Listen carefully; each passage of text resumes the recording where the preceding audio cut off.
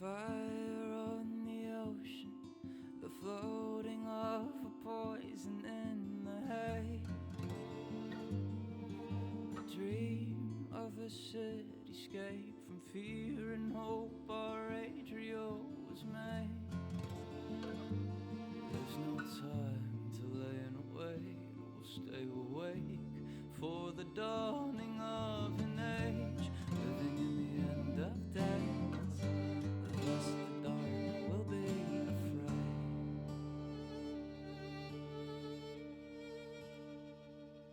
Meeting in the dead of night, two ships circle and align their passing toward. Tether ropes along the sides shine their lights onto the future they behold. Into the sky we must go, a new home we will build our Adrio, staring at the mess we've made. What was once has gone away.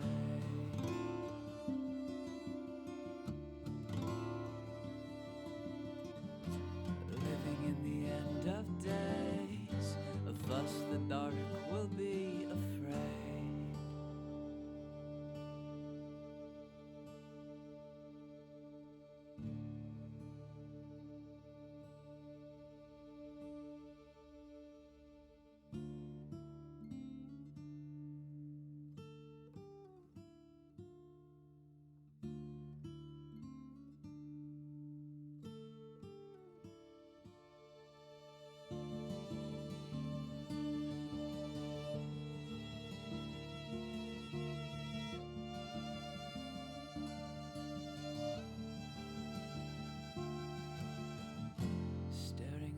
Sweet mate, what was once has gone away.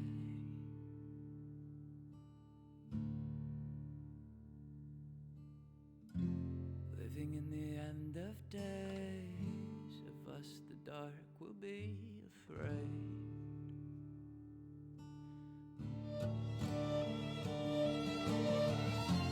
Nothing could be the same. What was once has gone away.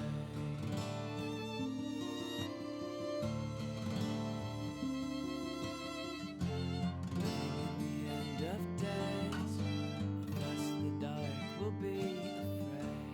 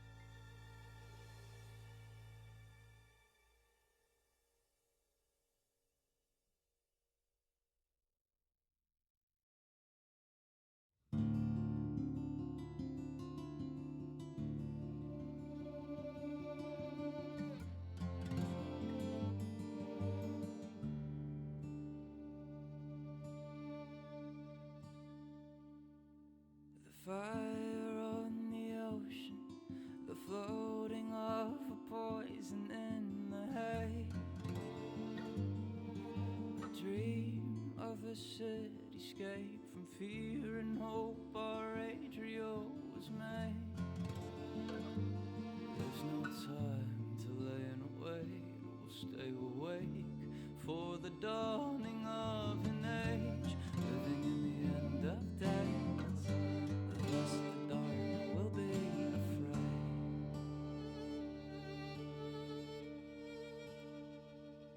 Meeting in the dead of night, two ships circle and align their passing toward.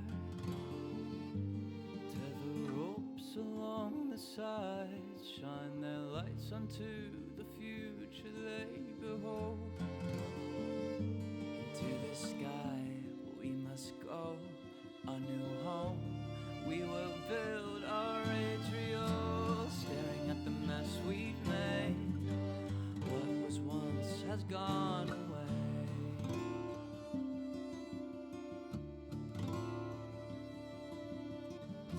Living in the end of days, of us the dark will be afraid.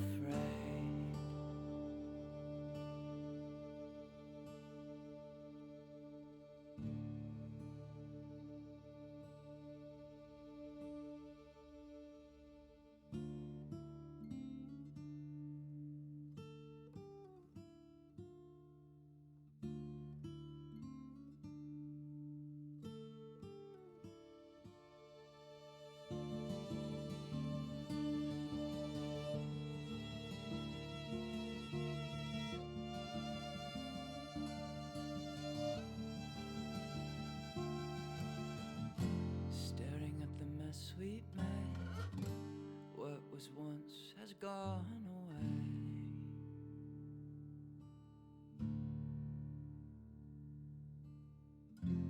Living in the end of days, of us the dark will be afraid.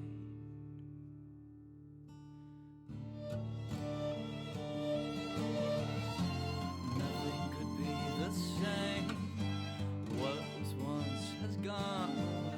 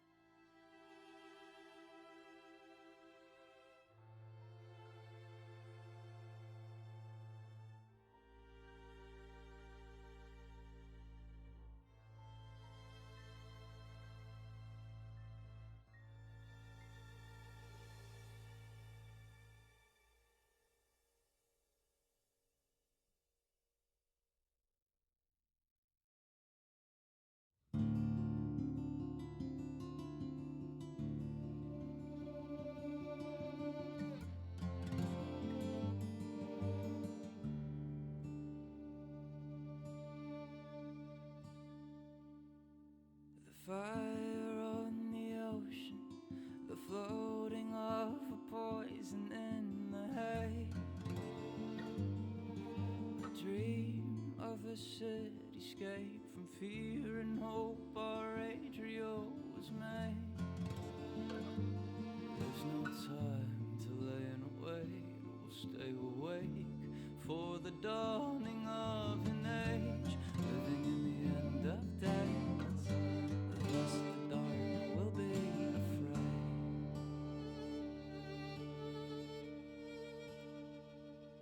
Meeting in the dead of night, two ships circle and align their passing toward.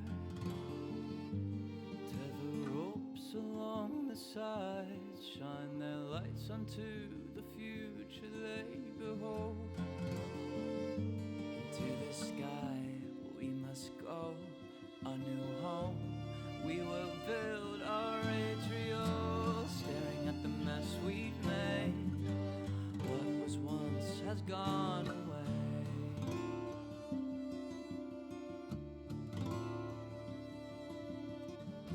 Living in the end of days, of us the dark will be afraid.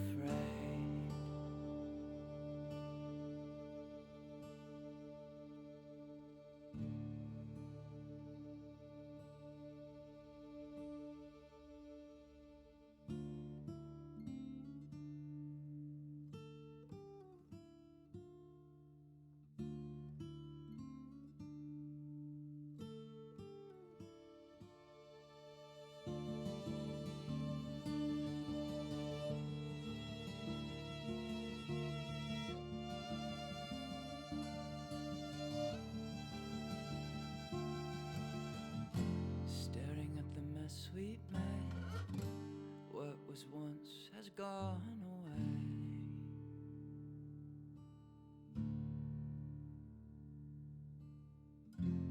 Living in the end of days, of us the dark will be afraid.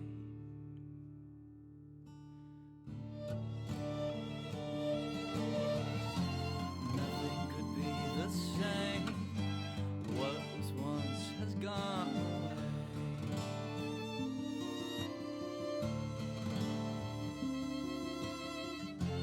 Living in the end of days, thus the dark will be afraid.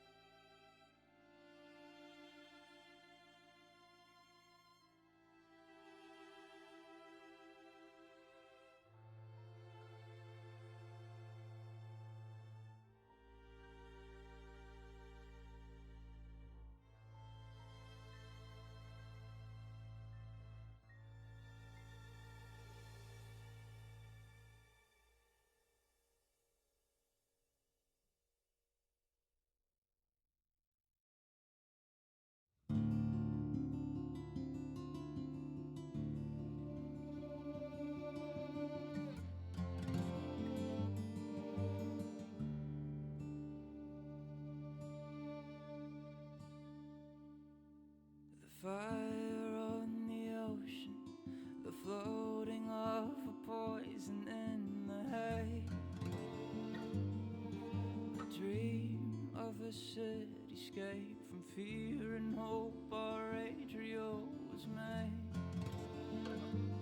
There's no time to lay and wait, we'll stay awake for the dawning of an age, living in the end of days. Thus the dark will be afraid.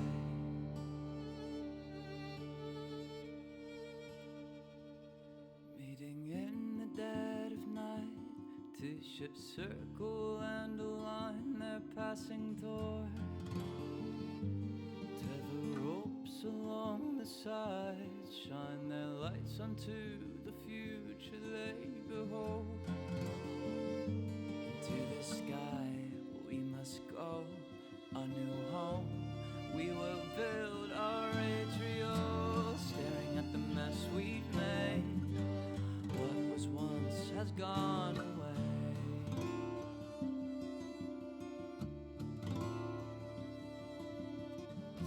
Living in the end of days, of us the dark will be afraid.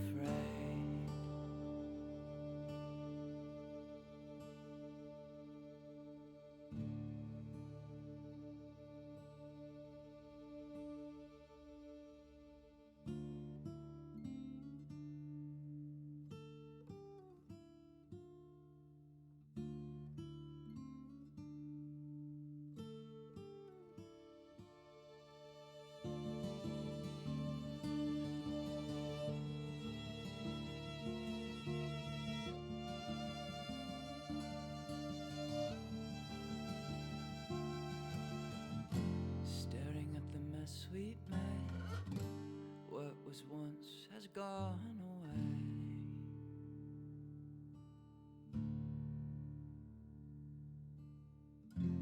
Living in the end of days, of us the dark will be afraid.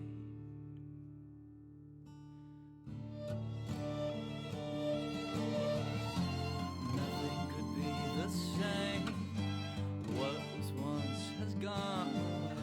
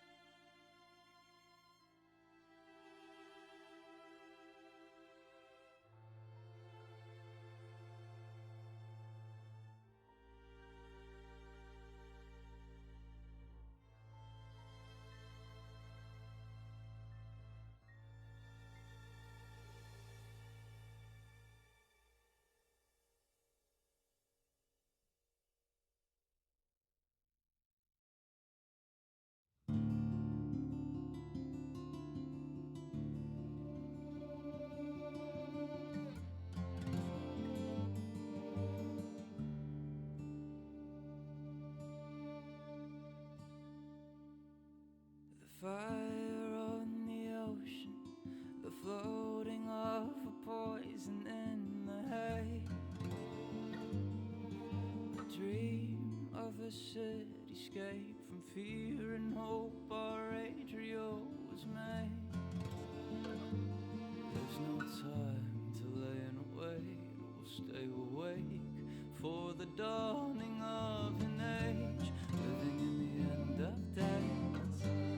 Thus the dark will be afraid.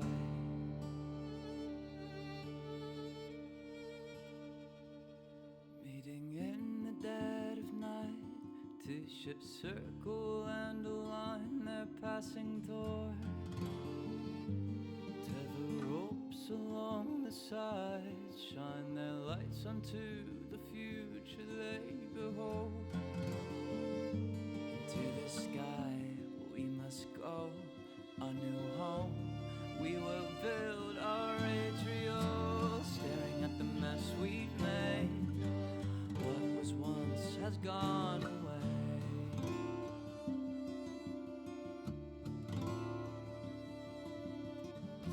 Living in the end of days, of us the dark will be afraid.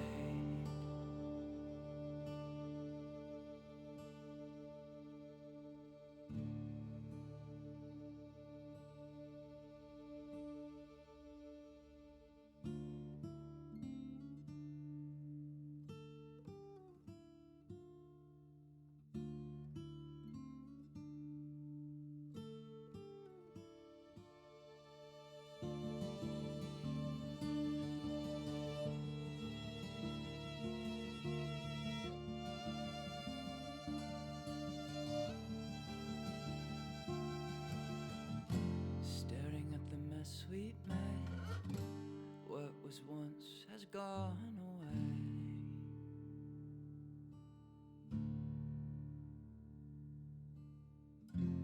Living in the end of days, of us the dark will be afraid.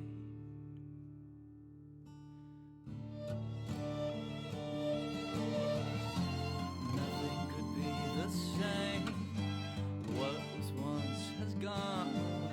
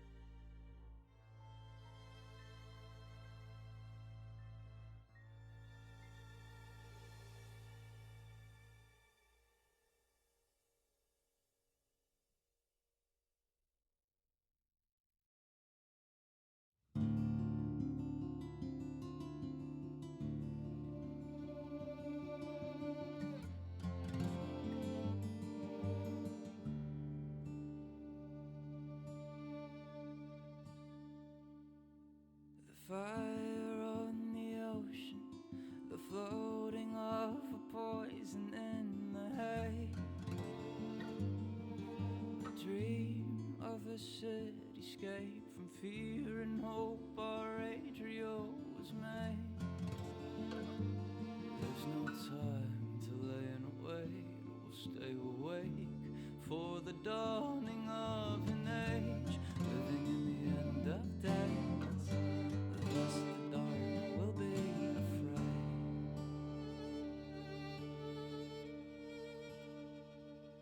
Meeting in the dead of night, two ships circle and align their passing toward. Tether ropes along the sides, shine their lights onto the future they behold. Into the sky we must go, a new home we will build our Adriel, staring at the mess we've made. What was once has gone away.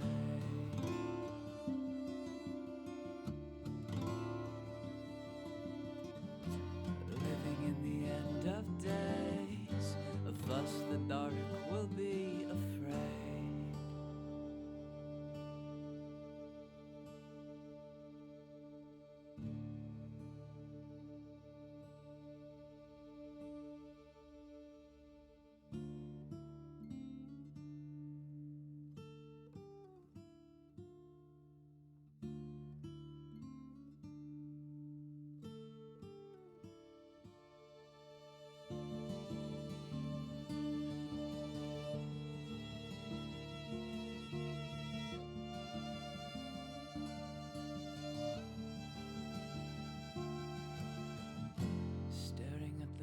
Sweet man, what was once has gone away.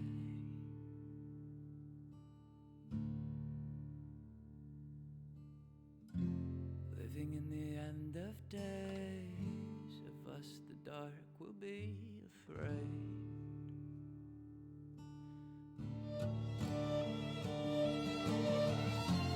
Nothing could be the same. What was once has gone away.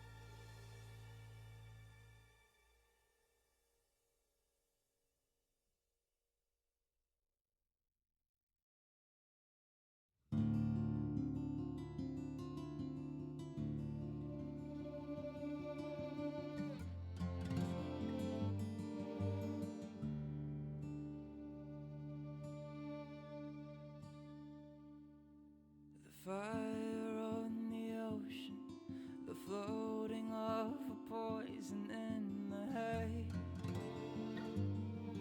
the dream of a city. Hang on, let me get my windows looking logical. Too late. That's fine.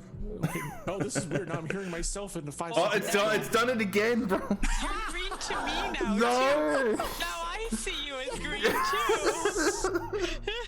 You're very Welcome green. to Brahms hulking up, everyone in chat. I hope you enjoy it. Either that, or there's some kind of radioactive event happening, right? I have to sign out of this. So this is one of the technical problems we were having. We have no idea what's happening, why it's happening. It didn't, for Marie, it wasn't happening for her until now, which makes it even weirder. It's only for me and John. That's okay. I felt like I was missing out, so Yeah. I feel good about now this you get to enjoy hulked up Everest. I'm all green the entire I was gonna play it every time he did this. That Everest just hulked up and went completely berserk. That was gonna be the plan, and I thought it was a great plan, but I couldn't get him to sign on for it. Are you sure he's out of the reactor core? No, that's the question. Oh my god, that is so funny. That is so funny. All right, well, All right. So folks, first of all, welcome to the stream. It's not going to be the stream we were expecting to bring because we are down a player, and Everest has turned completely green on us. He's gone full Kermit. Oh man. So we're gonna do an end of your chat instead. We're just gonna kind of hang here. You guys are free to, of course, be your usual snarky, chatty selves, obviously. But I really wanted all four of the Ember crew here for this last session, and since Jen unfortunately is having internet difficulties, as in they're replacing her internet or upgrading it or something. But as she said, the people in the trucks have now apparently left her street, and they don't seem to be coming back, and so she is out of luck. Exactly, or until full Kermit, which is a riot to me. And now he's still that way, which is hilarious. So I do have three of the four of the Ember crew here. One who's green with envy. So we're gonna start with him, even as he's trying to troubleshoot. We've been trying to troubleshoot his screen feed for like the past half hour. Yeah. We thought we had it fixed, but apparently that is not the case. So. Brahms, how is it in Monochrome Land where you are currently living? I mean, obviously great because it's no one can see my face on the stream like this. We see your headset and then that's part of your glasses. That's and really, about that's it. Yeah. I'm honestly, I don't know what's going on with this He's thing. Like coming to us from the future. Yeah. No, I'm actually the ghost of Christmas past, John. The irradiated ghost of Christmas past. Yeah. We're not playing Fallout, Brahms. Get with the program here. Yeah, exactly. Other than this snafu, and I don't know, Assad, are you recording this? No. Do you want me to record this? I don't know. That's the question. I'm throwing up my hands. I think we just not record. I think we just leave it. Yeah, I think we're just gonna leave this as a one and done live session. So Yeah. Not for posterity. I'll make sure to delete the official VOD that Twitch generates. Oh God. Anyways, how are things otherwise? I mean, good. Pretty much, the COVID standard that we've all grown accustomed to. Much like the gold standard of yesteryear. I was gonna say the green standard. Is this currently evincing here? Well, that's the current status. Yes. Of my being, but it's been going well. Just was sick the other day, like not the other day, but the last couple sessions ago. Just really was under the weather and have recouped since. And then been just doing my normal law clerky thing for my work life, and then was looking forward to tonight, and then my camera decided to hate life and give up and just not cooperate for anything. It's obviously rebelling against its master here, so you need to get that thing under control, buddy. I just don't understand what it could be, because I don't think it's a hardware issue because it hasn't moved or done it. I agree with Arundel. Your Pip-Boy is malfunctioning, obviously. That's a fair ask in this case. Well, welcome. You'd normally be playing Everest tonight. I would. Our fiery, the name Ardent. Our fiery Ardent. But we'll be talking about gameplay and how the characters have progressed over the year. We'll do that a little bit later. So, and thoughts on how Everest is going to proceed into the new year as well. But we'll do that a little bit later. So glad to have you here, green or otherwise, sir. So always a pleasure. As I said, unfortunately, Jen, who plays Savoy, could not be with us tonight due to internet outages. So we hope that gets rectified soon, and I'm sure she'll be back with us in January. Again, for those of you wondering, this is the last stream of the year, so we'd hoped to go out with a bang. We had it all planned out, and everyone was good to go, and then life decided to intervene. We're forever stuck in Adrian. This is just like Valaki for us. 6 months later, yes. This is going to be the running joke now of the entire stream. Yeah, that was a running joke for IAB. We're stuck in Valaki forever. Yep. And speaking of Saad, as one who's also struggling to try and fix this AV thing, how are things going? I have no idea.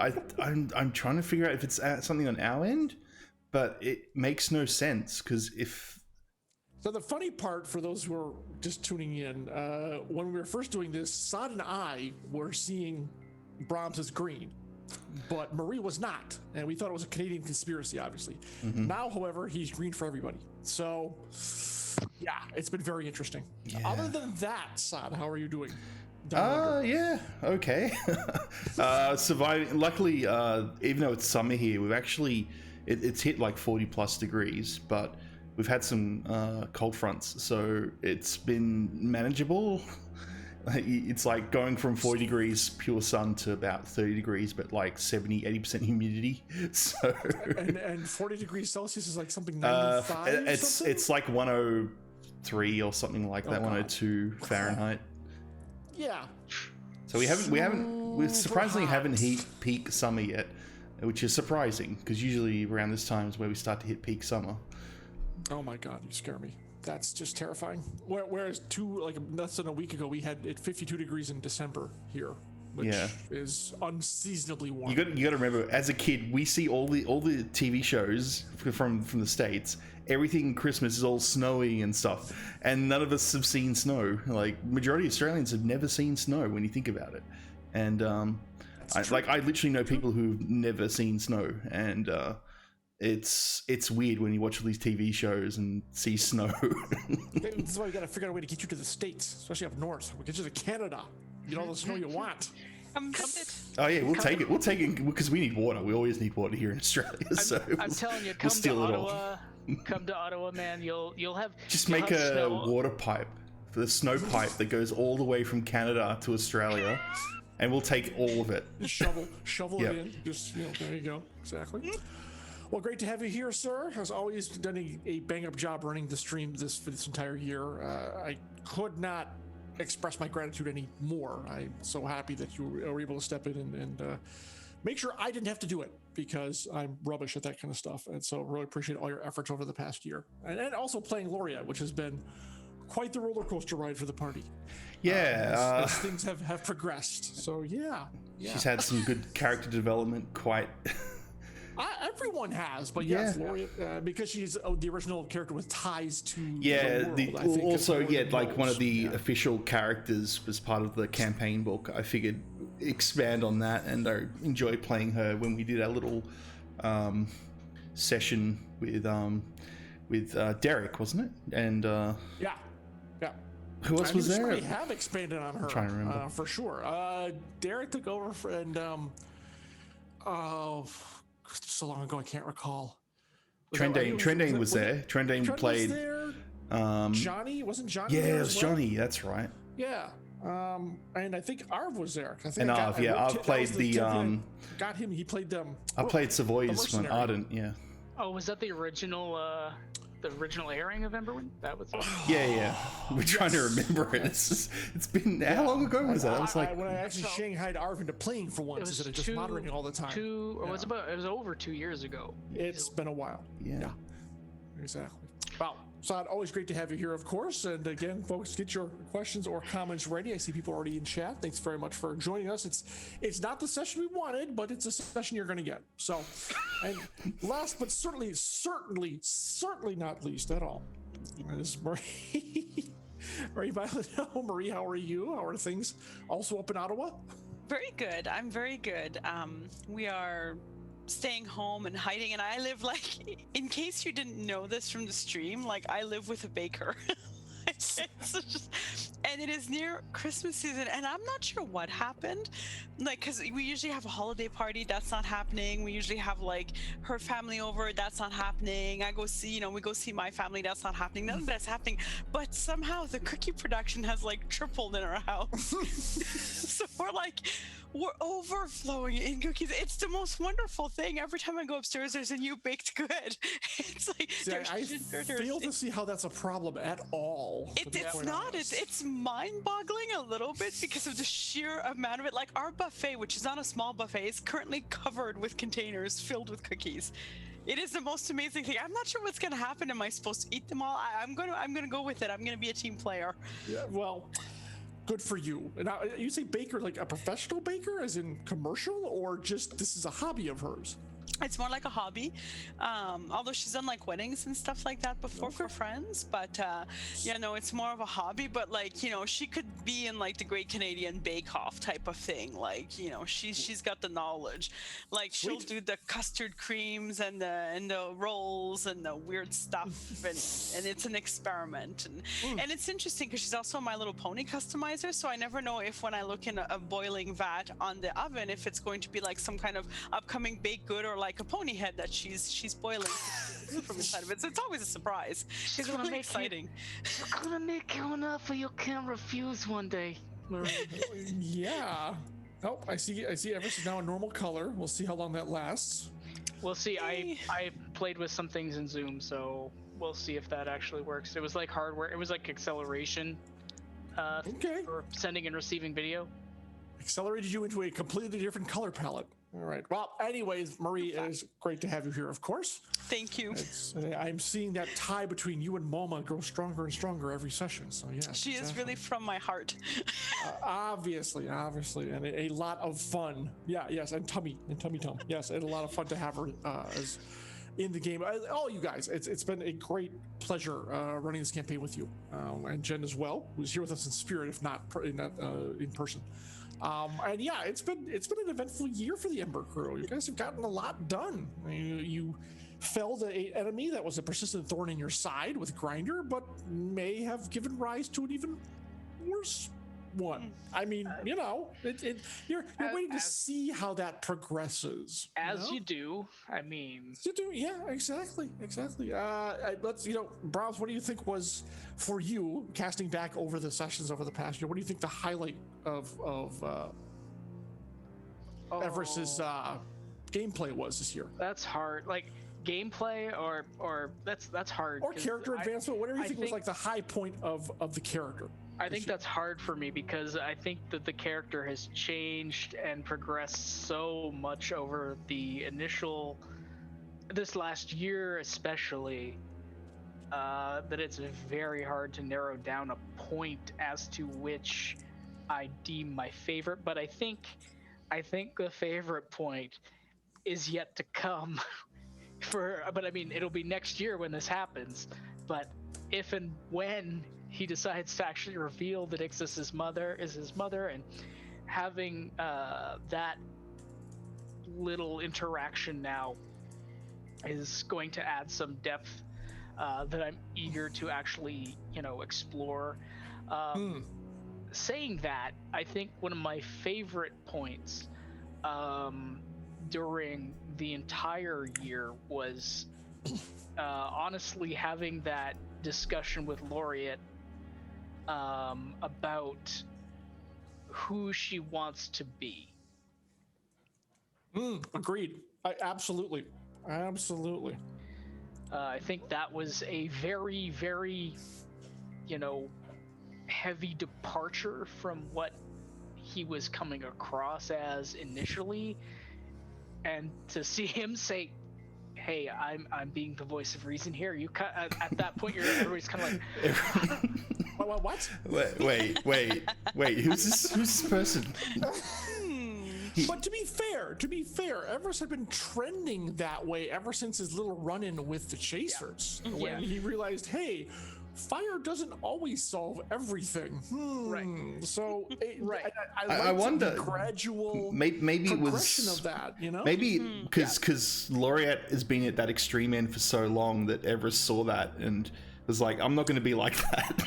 That's I mean, not only not be like that, but I'm going to try to prevent you from going down that path any further. You Right. know? yeah. Yeah. And I mean, I think that was a very important discussion that they had, because the interesting thing was all the other characters are having these discussions with her, and it's kind of coming through. It's kind of, maybe she's getting it, and then he has it, and it's like, oh, hang on.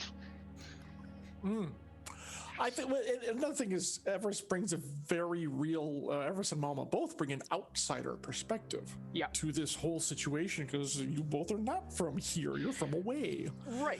and that colors, I think, how you interact with the other characters, which is also fascinating to watch too. Right. I laughed there because you said you're from away, and that's a very Canadian turn of phrase.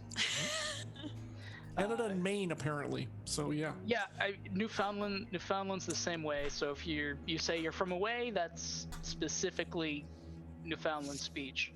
But at any rate, the thing that I'm interested to see happen is where we're going to progress in the future with all of this takeover of the Chasers by Ixis now, and all of that, I guess, support that she now has, that she's now in charge of.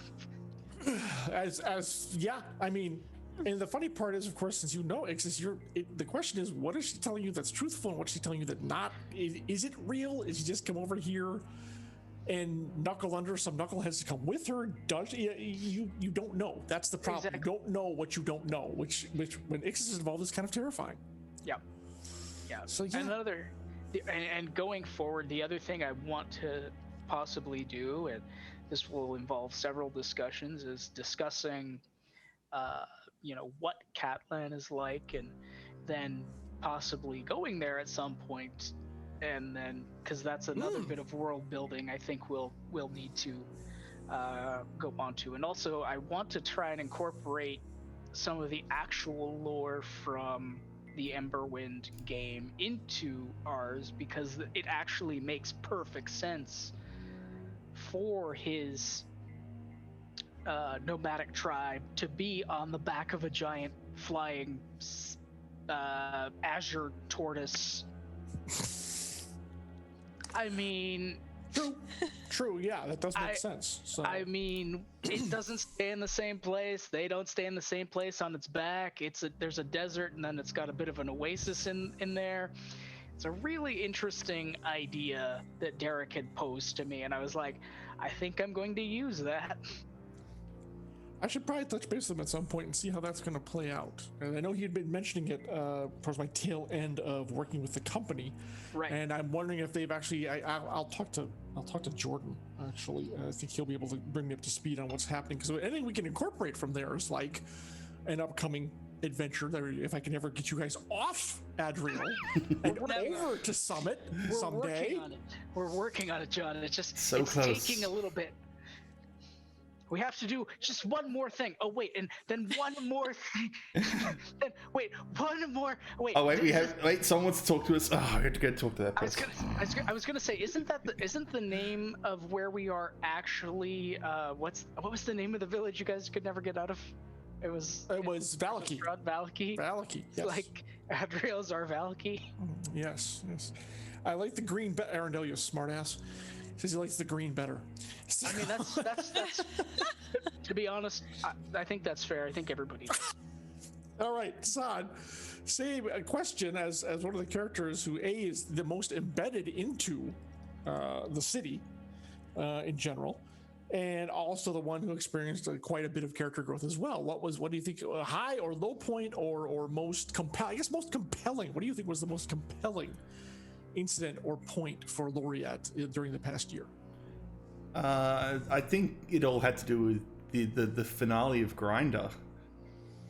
I really enjoyed everything that accumulated to that. That built up to that with the kidnapping and everything. Yeah. Okay. It set the tone for the world, and it was really, really fun in order to finally, because everyone hated him. Everyone just wanted a piece of him. Everyone. And we finally got it, and it was just so satisfying. And all it did is cost a bridge. I mean, it's just a bridge.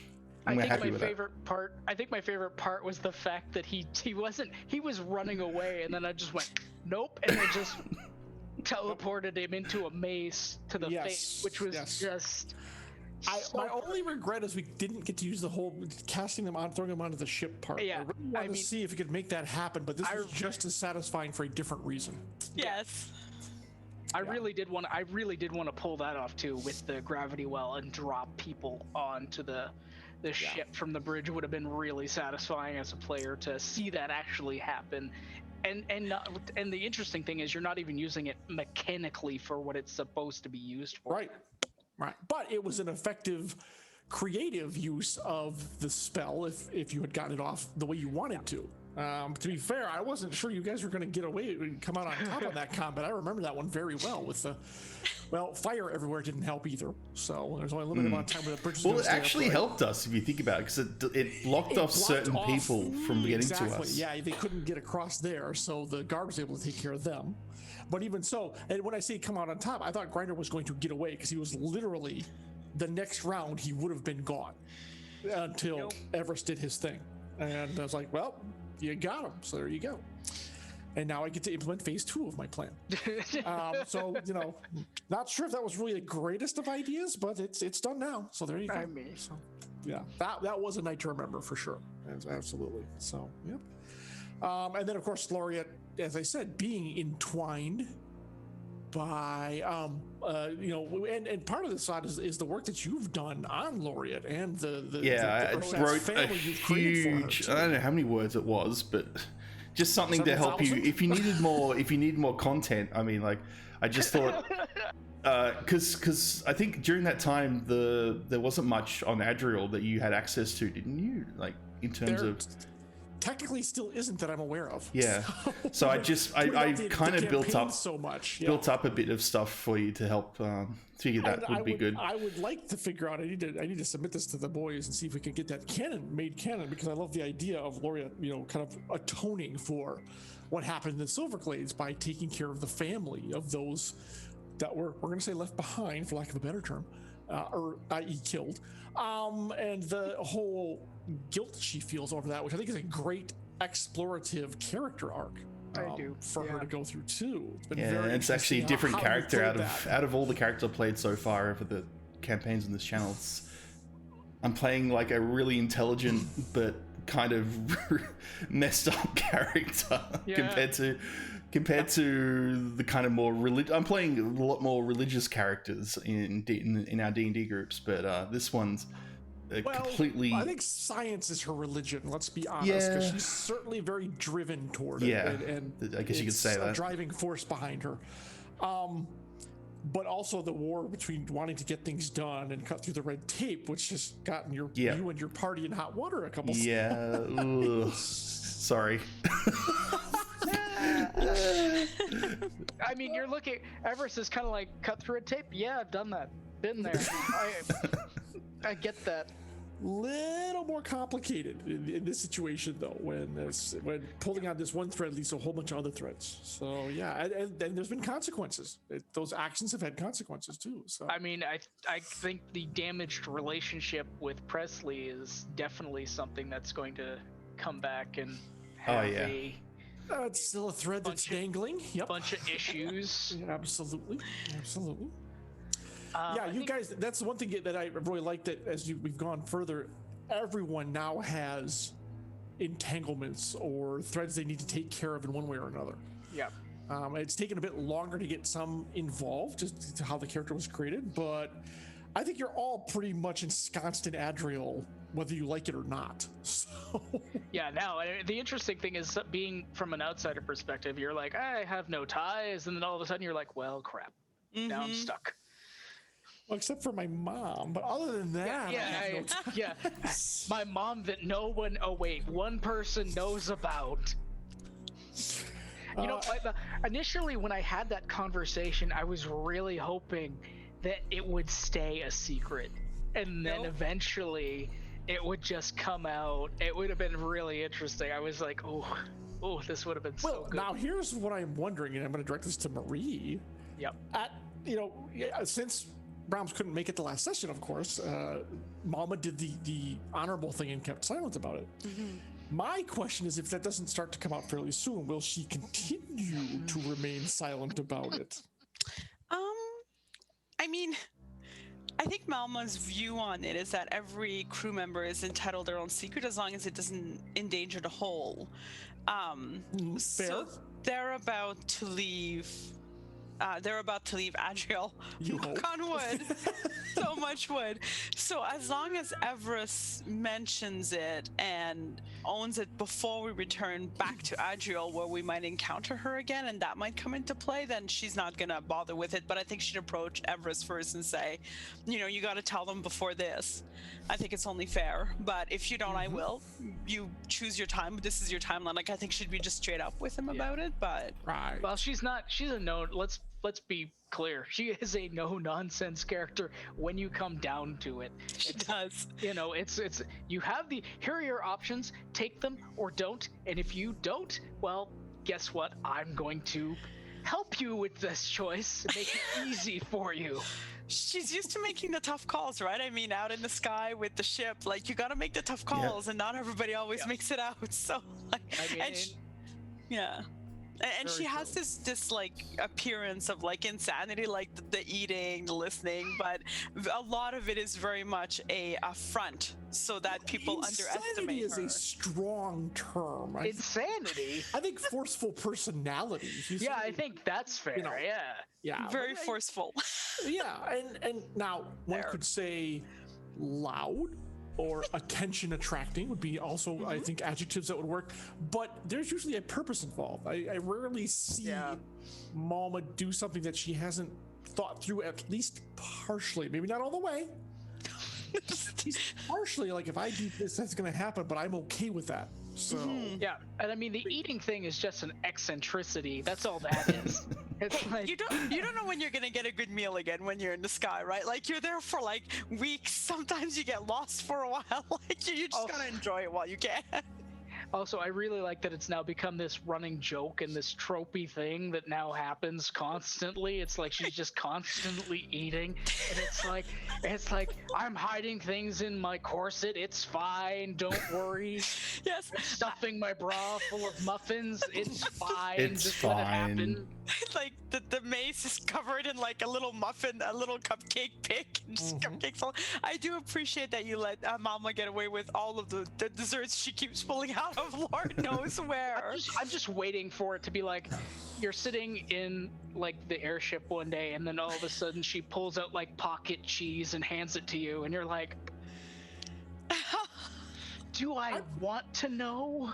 I just wait for you guys to get stranded in the Azure, and then she just keeps you alive, but it's never-ending sweets that comes out of everywhere. Like, and then Everest, goes back to Adriel, gets some bad news from the doctor is that he's a diabetic now. Exactly. Yeah, you all have no teeth and scurvy, but you're alive. There you go. Hey, there's fruit pie. Don't be negative.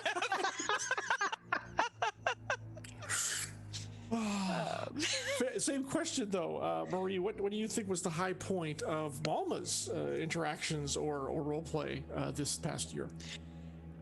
I mean, there's been a few of them. I've been finding playing Mama over the past year really interesting because she came into town with very much like she came and dropped off one of her latest people, right. And then she screwed up with the dog, and she's just like, she didn't pay enough attention. She gave all her money away to the person she dropped off, like, and so she came into town with like, crap, I gotta get my ship back and I gotta get out because I screwed up. And then she expected that it would be a lot faster, which it wasn't. Right. And so the whole year has been like, it's felt very much about getting more and more anchors, what she would see as that. And she hasn't had those since her best friend passed away, was killed. She hasn't had those on purpose because she wants to help others in the skies. So I like all of those little moments. Like, I love the battles, first of all. Like, I love whyming things, but it's all of the little character interplay that just gets her more and more tacked into Adriel. That it's like all those little tiny anchors here and there, like just eating with her friends, even going to the market she thought was super fun, like helping her friends in the battles with them. Like it's all these little moments that really shine out for her. I would agree absolutely. And to a degree I think Mama also sometimes she turns out to be, for all of her bravado and humor, the conscience of the group, which is very interesting because Mama has a very distinct code of honor. And when it comes up with other people, it's been very interesting to see that interplay with her. She's this rogue of the skies, but there are some lines she will not cross, and she expects other people not to cross them either, which I find fascinating about the character. And I look forward to exploring more of her backstory as well. I wouldn't say I've been concentrating on Laureate and Everest. It's just that they gave me things to work with, but both Savoy and Mama, I look forward to plucking things out that you guys have, hooks you've given me for later. Savoy's got some interesting stuff coming up. I know that. Yep. The hint of the Silverglades was part of it. But the Silverglades was interesting because it got to do the facing. Like Savoy's character and Mama's character both had to face things that both hadn't mentioned at all. Right. So that was interesting. Right. Well, the Silverglades I love just because when you guys went there, I'm like, oh, this will be a chance to do something that's a little creepier because the Silverglades are creepy. And running his test and how that worked out with Maddox, everything. It just that was really spooky yet cool. I liked how you guys handled yourselves and how you got through that, which is very more emotional journey as much as physical. So I'm still mildly annoyed about that we've never figured out what it actually is yet. I love that's what do you think Laureate's been doing for 10 years? I mean, so we couldn't figure it out in one adventure? I mean, come on. We couldn't get her closure? I mean, the heck, man. Yeah. I mean, well, hey, it's still there. You can go and revisit anytime you want. I'm good without. Mom. I'm good. It's good. Let's go to the skies instead. It's much better. Yep. Yes. Well, and freedom. There's lots to do. You guys still have a lot of, you have Hop to take care of. The Gravehide War Beast. Now Maddox is being more and more insistent about you guys need to head to Summit. There's that little business that needs to be taken care of, and that's not to mention the home life is probably not going to get any better with Ixis running around doing whatever it is she's doing too. So I think my favorite thing too is Jen absolutely hating Hob as a character. Oh yeah, not Jen, but Savoy hating Hob as a character. Just like can we kill him?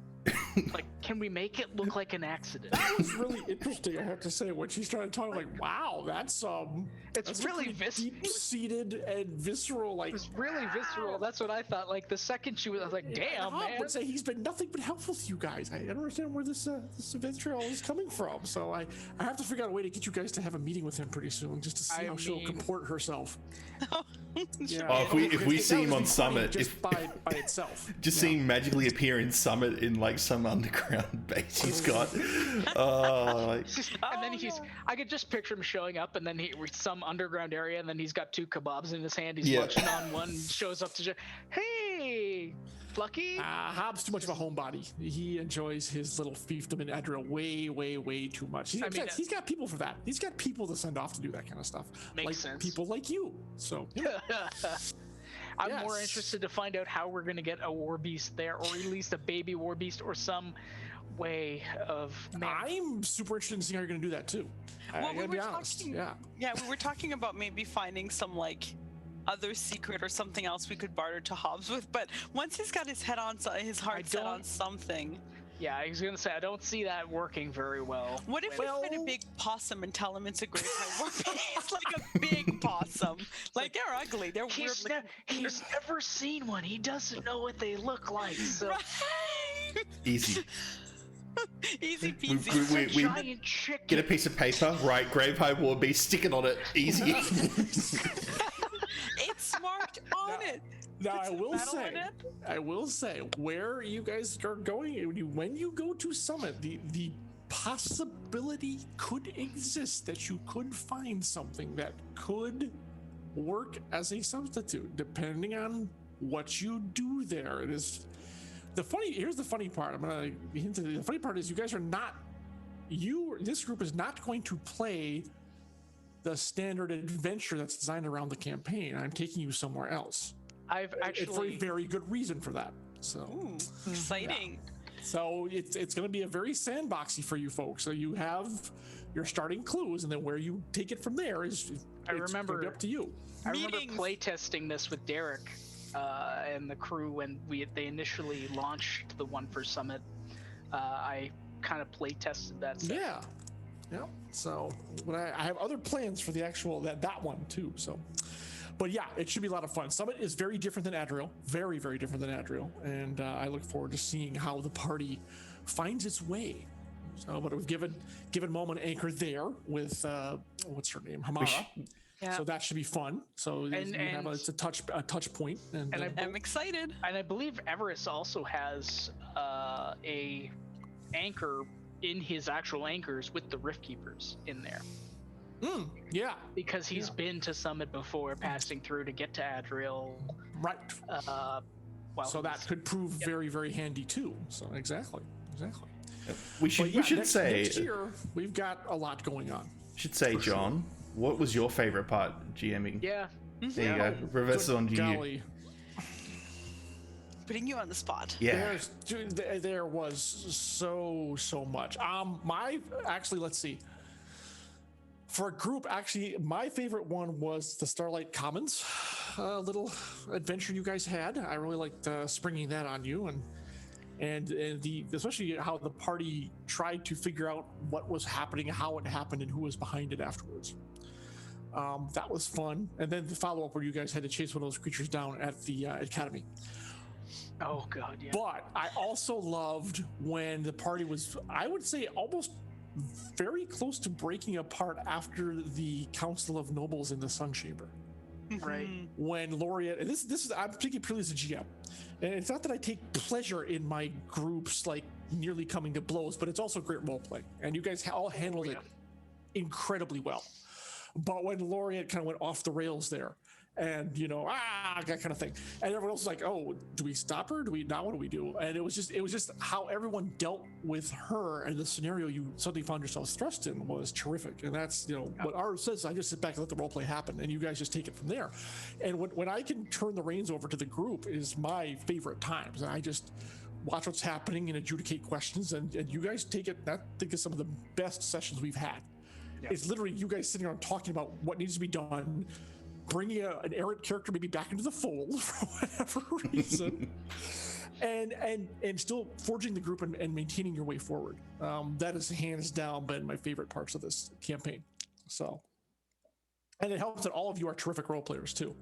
So I'm never concerned that it's going to go wrong because you're all such strong characters, both players and your characters are so strong. You have such good knowledge of them, which has been terrific. So it's just been fun to watch the four of you try to get things done.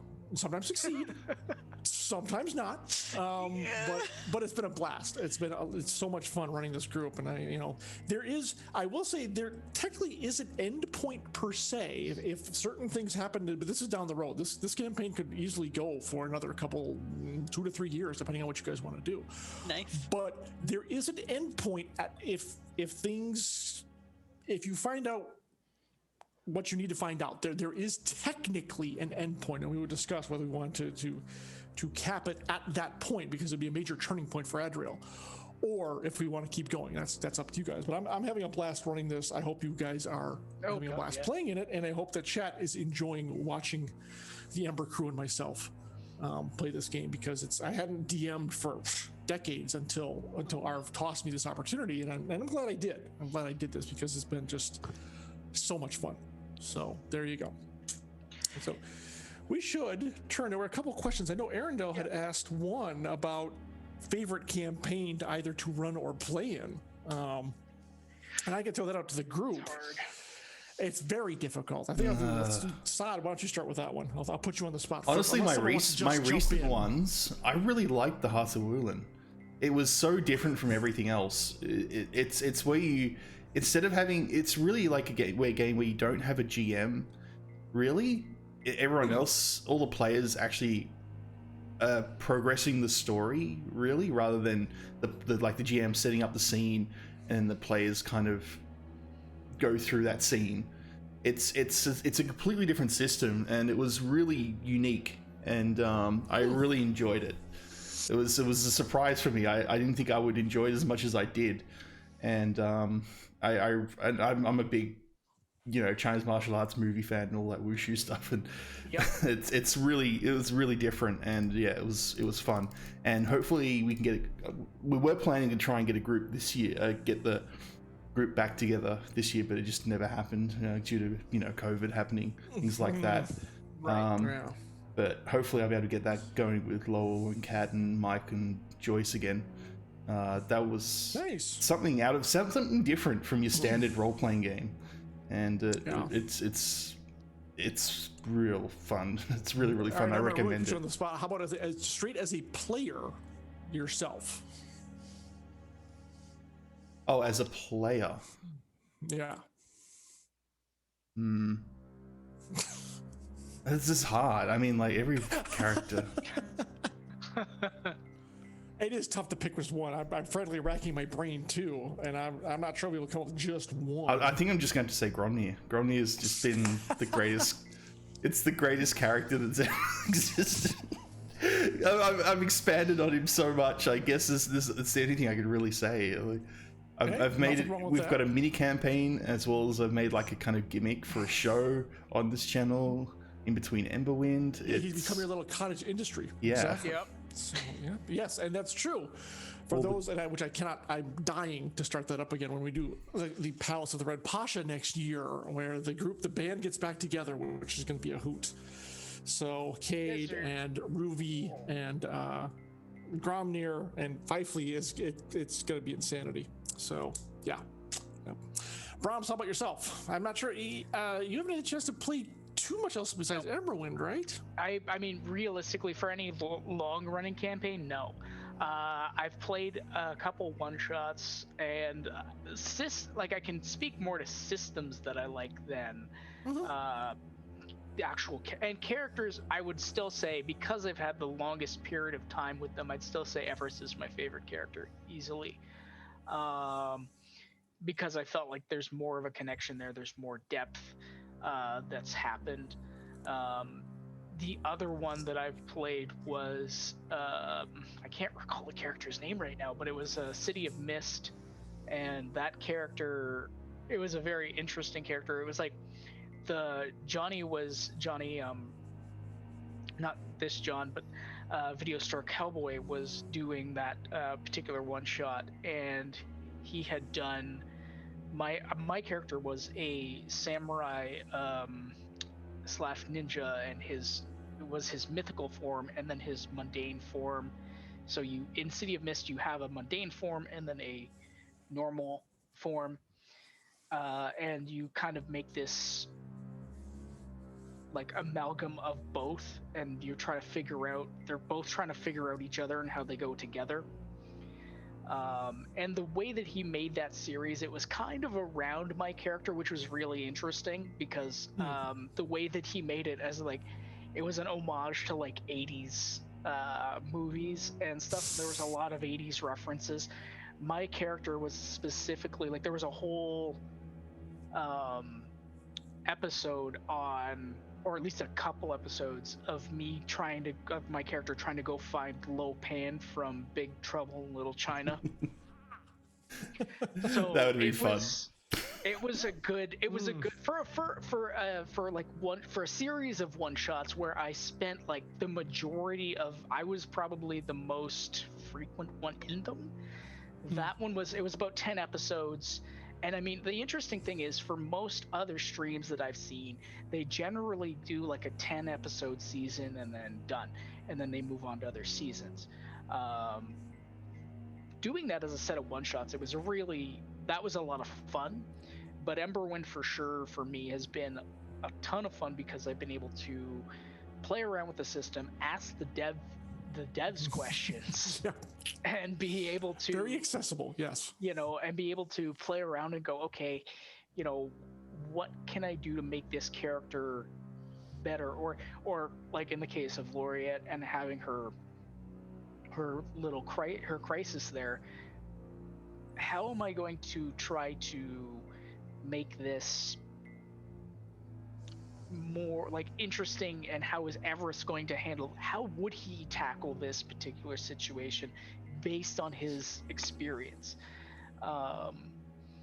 and coming to a realization as a character and saying, this is what I did because I felt it was necessary at this point to take stock of what I need to do to move forward and not be reckless. Like taking that moment saying, I need to change something about myself and the way that I,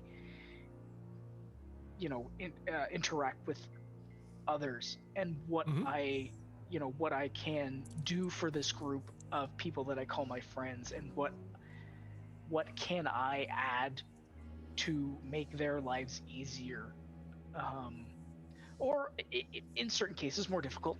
I mean, depending on the day. Depending on the day, exactly. I mean, depending on how much she wants to rib Savoy about her being married and etc.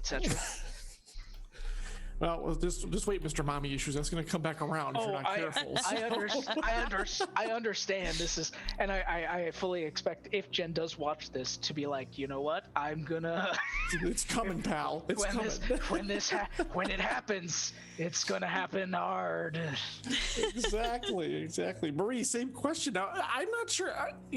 How much role playing have you done before, Emberwind? Some, a lot, a little ish. I used to do more. Okay. Back. And then I kind of back.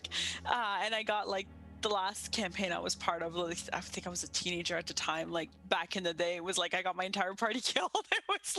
It was amazing, and I sealed myself. No way. And it was. Did it involve a ship? No, it didn't. It involved underground and explosives, which are a terrible combo.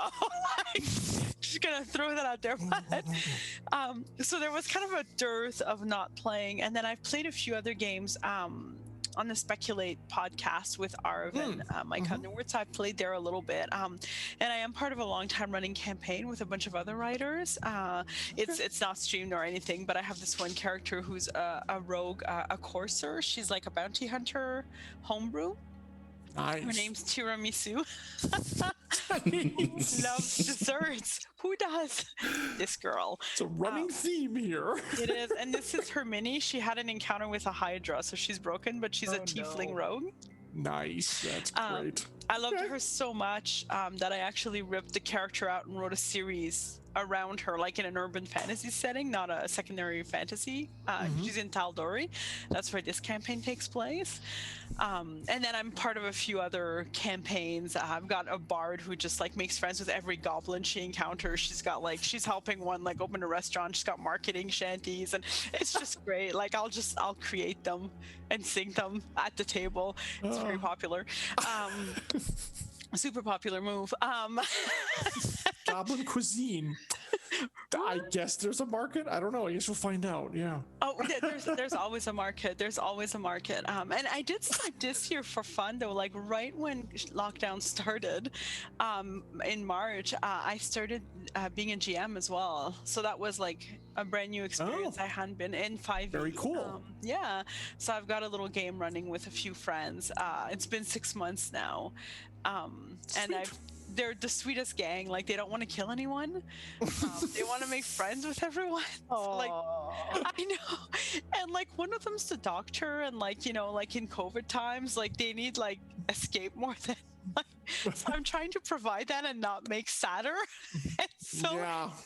So it's been a challenge just to like meet that. They love killing things too, don't get me wrong, but the banshee had to be saved. She had a tragic backstory. I'm like, I don't know if you do that. Let me figure out a 34 roll system that if you fail, you fail. If you succeed, you succeed. But they managed to save the banshee, and that was the best. Wow. Okay. I wanted to ask. Cool. I wanted to ask you there, Maria. Have you guys been able to play during COVID? Because it's all Ottawa local based, right? So, being an Ottawa native myself, I'm curious how you guys are are you getting around that, or are you putting it temporarily on hold? No, Or we're doing Zoom. So I've got one session with a bunch of writer friends that we're doing on Zoom, and then I've got a temporary session here and there with Nathan Burguan, Kevin Earn, Brandon Crilly, and Evan May, and that's on and off, and we do that on Zoom. On my session, I use Roll20 because I've seen it on Emberwind, but I think it scares everybody who hasn't really. I love it as a GM, except I keep forgetting to move my little people around, and it's fine. I ruin everything. I have this system. I was like, look away, look away.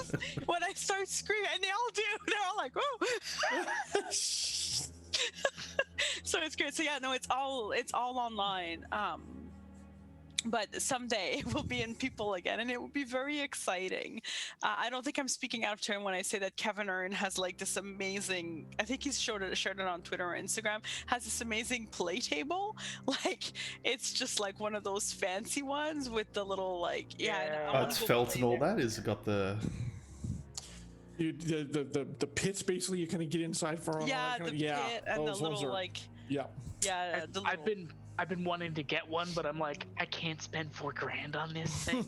Like, just I have no room for anything like that in my place. Yeah, me neither. I have a friend who just got one that's Ottawa made, which is really cool. Seriously? From an Ottawa made company. I'll send you that. I'll send you. Yeah. Send them the link. Absolutely. But yeah. So I love all the campaigns. Is what I'm saying. I love playing. There you go. Yeah, playing and apparently GMing too. So that's working out really well. That's awesome. Yeah, it's fun.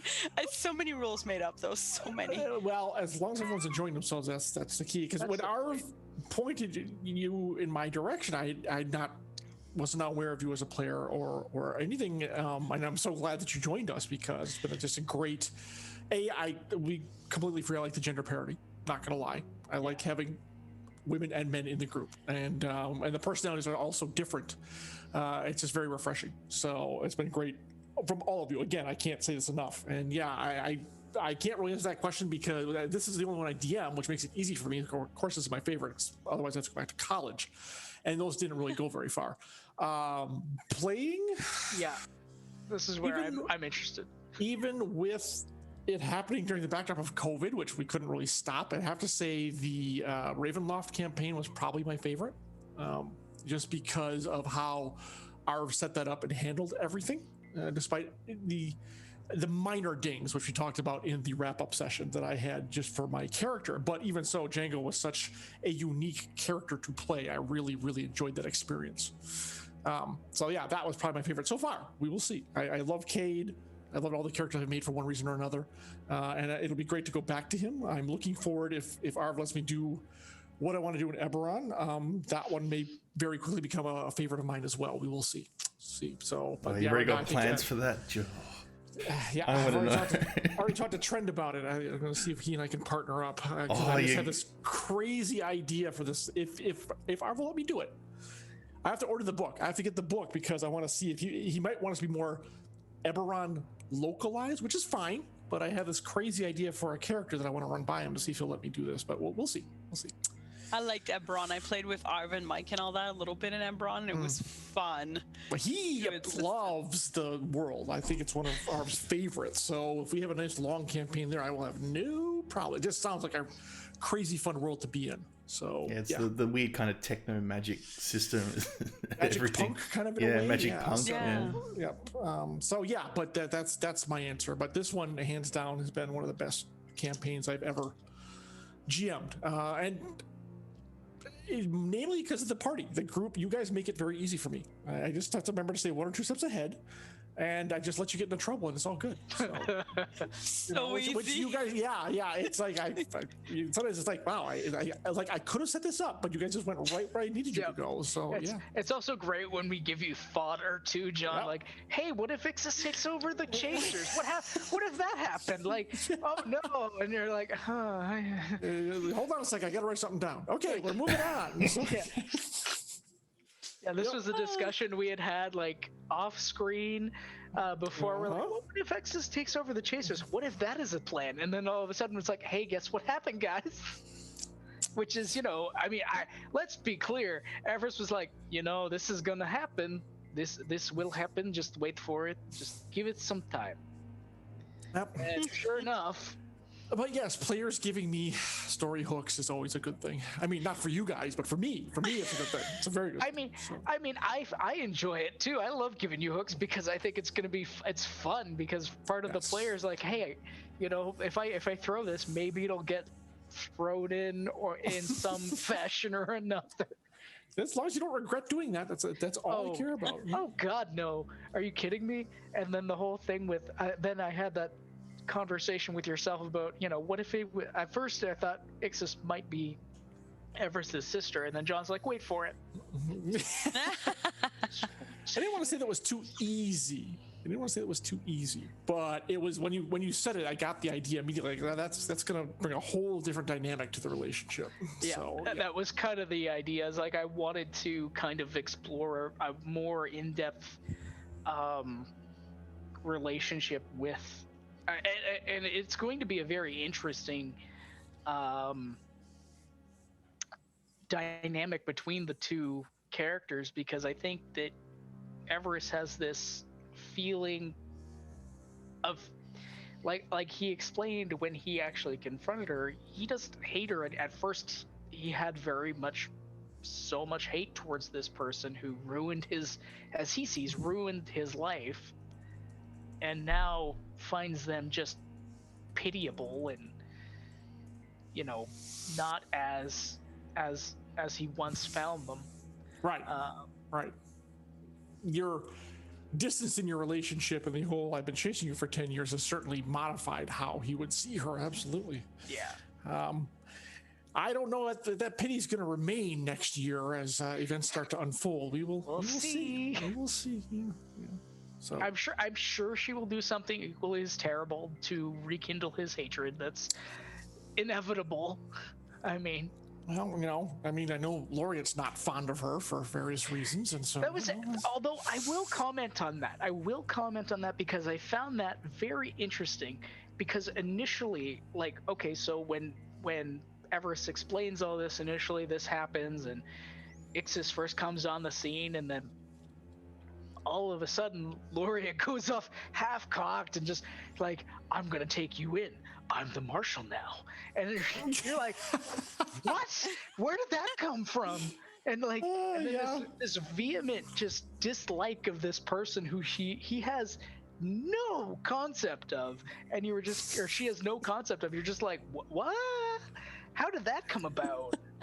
So I'd be interested to find out, like, how did that happen, Sod? Like, why did she have that sort of visceral reaction towards Ixis in the initial impetus of that setup? Well, he did explain that she killed a lot of people, and yes, Laureate doesn't want that to happen to Adriel. She loves Adriel, like the city, because it sort of helped her survive in a way after being thrown out and basically exiled from like the upper echelon area of Adriel. So she has like a thing to help people and like help the lower class people, which is basically what she was going to affect the most from at least based on what you were saying. Yeah. I mean, and yeah, it was also, she wanted to gauge her abilities and just see what she was doing there. It was more intrigue as well, a bit of intrigue as well. See if she's never met like a spiritualist, so it's something new to her.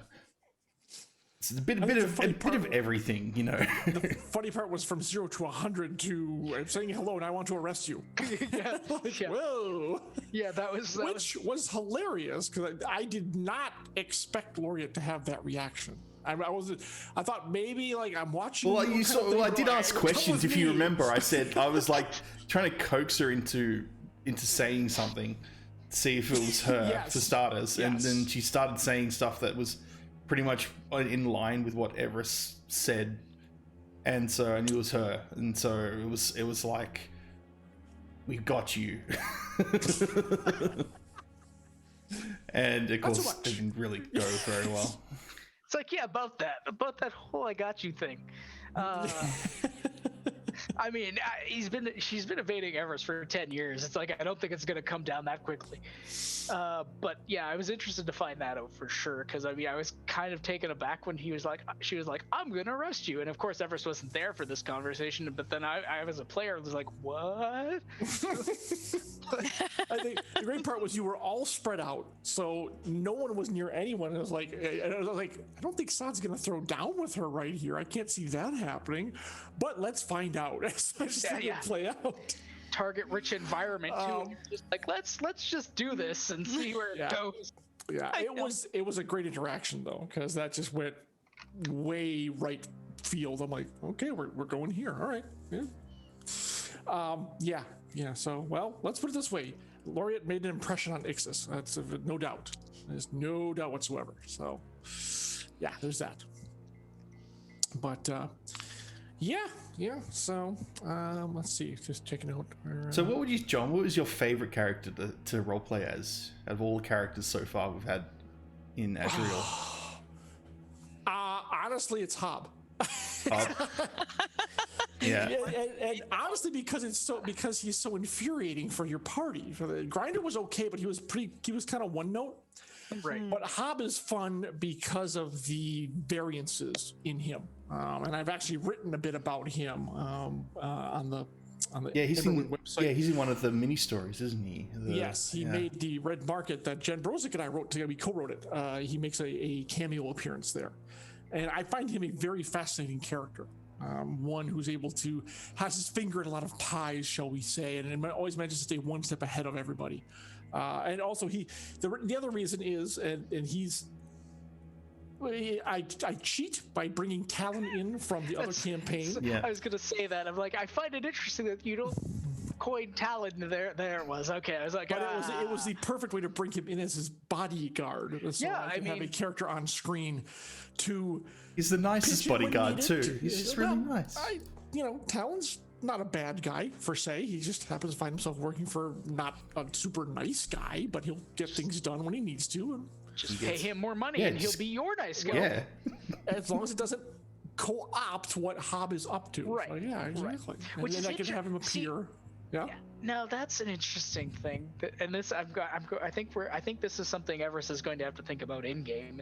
Is what is his actual the relationship between those two, and what ties them together? Because that, if you can find that out, and if you can leverage that.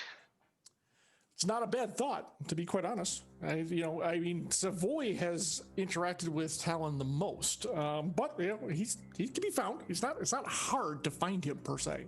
You guys did that little thing with the Arlen Steel together, and he was there for the whole thing from start to finish. Yeah, he's around. One time I thought you guys you had hired him for the Hacksaw Bridge. He didn't really get into play because that was pretty much done before anything could happen. But Savoy can get a hold of him relatively easily. So yeah, he's there. But that was fun to bring. Also, as an adjunct, I will say to bring him in as Hobbs' bodyguard was a feat. But Hobb is hands down my favorite character because of the subtle and sometimes not so subtle danger, but also Lady Makia is a lot of fun for me to play too. I would say those two are just about even because she represents the nobility power. She represents the high level where Hobb is street power. So there's two different means of how they get things done, and those if they have a task, they'll take very different paths to do it. It'll get done, but just in very different ways. And I like how you guys are entangled in Makia's little clutches as well, too, especially in Alma. And I'm sorry, as a player, I'm totally not trusting her as far as I can throw her. I'm still wondering, what are her, what's her long game is my question right now as a player, because it's we still don't know how far Ixis's reach is extended and what echelon she's managed to ensnare and everything like that. Our supposition is that the Noble Council is involved somehow, but we don't know who, and we don't know, there's no proof. Mm-hmm. And keep in mind, this goes back all the way to the Skies of Axia campaign, where you guys encountered the Rift Mages in the Silverglades. Yep. Now, Yes. they mentioned the council was involved in that somehow, and that's a thread that still needs at some point following up on. So, there's things that are in the background, and the things that have happened that, I mean, recent events have pushed out of the forefront, but in in world time, I think we've gone through like a month at the most, maybe only even 3 weeks since the events of Skies of Axia. Literally, because it takes a good couple 2 to 3 sessions to get through us, maybe a day and a half. So, this is all still relatively fresh. I think my did I keep track of the actual days on my notes? Because I have a huge thing of notes. That would have been really handy if you did. It wasn't. I'm gonna be completely honest. I wasn't. John's like, why didn't you I tell have to me count. sooner?" It will take me a sec to count. So I've got sort of an idea of how long it's been, but keep talking for a bit while I figure it out. Because some of it's timed and some of it isn't. I would be very curious about that. Okay, Yeah, so I'm going to mute while I figure it out because I got to think out loud. That's fair. So who do you guys? So I'm going to go back to what Bram said. He says, "I really don't trust Machia, don't like Machia." Marie, do you agree that you think Lady Machia is the biggest quote unquote threat, or is it Ixis? Is it Hob? For Malma right now, the way she sees it, I mean, she respects Lady Machia, but she feels very much in her clutches, and she's not exactly sure why. Lady Machia is like, she barely falls into such interest of nobility or anything like that, so she's very suspicious of what she might know, what she might not know. Like, but she kind of respects her too, because she hasn't asked her to do anything terrible either. Like, she hasn't asked her to break any of those lines. She doesn't like Hob because she finds him a little bit greedy, but she also likes the fact that he likes kebabs and respects that. So she kind of likes that too. Respects the food. Like, he likes kebabs, like, from Alma, that humanizes him. So she's like, okay, you know what? You got a business to run, whatever. I get that. Ixis she really doesn't like, because as far as she knows, Ixis is just has tortured, hurt people, turned them into monsters. Like, there's no reason, there's no grounding of power. Whereas with the other two, it's like Hobbs has his business, Machia has her business.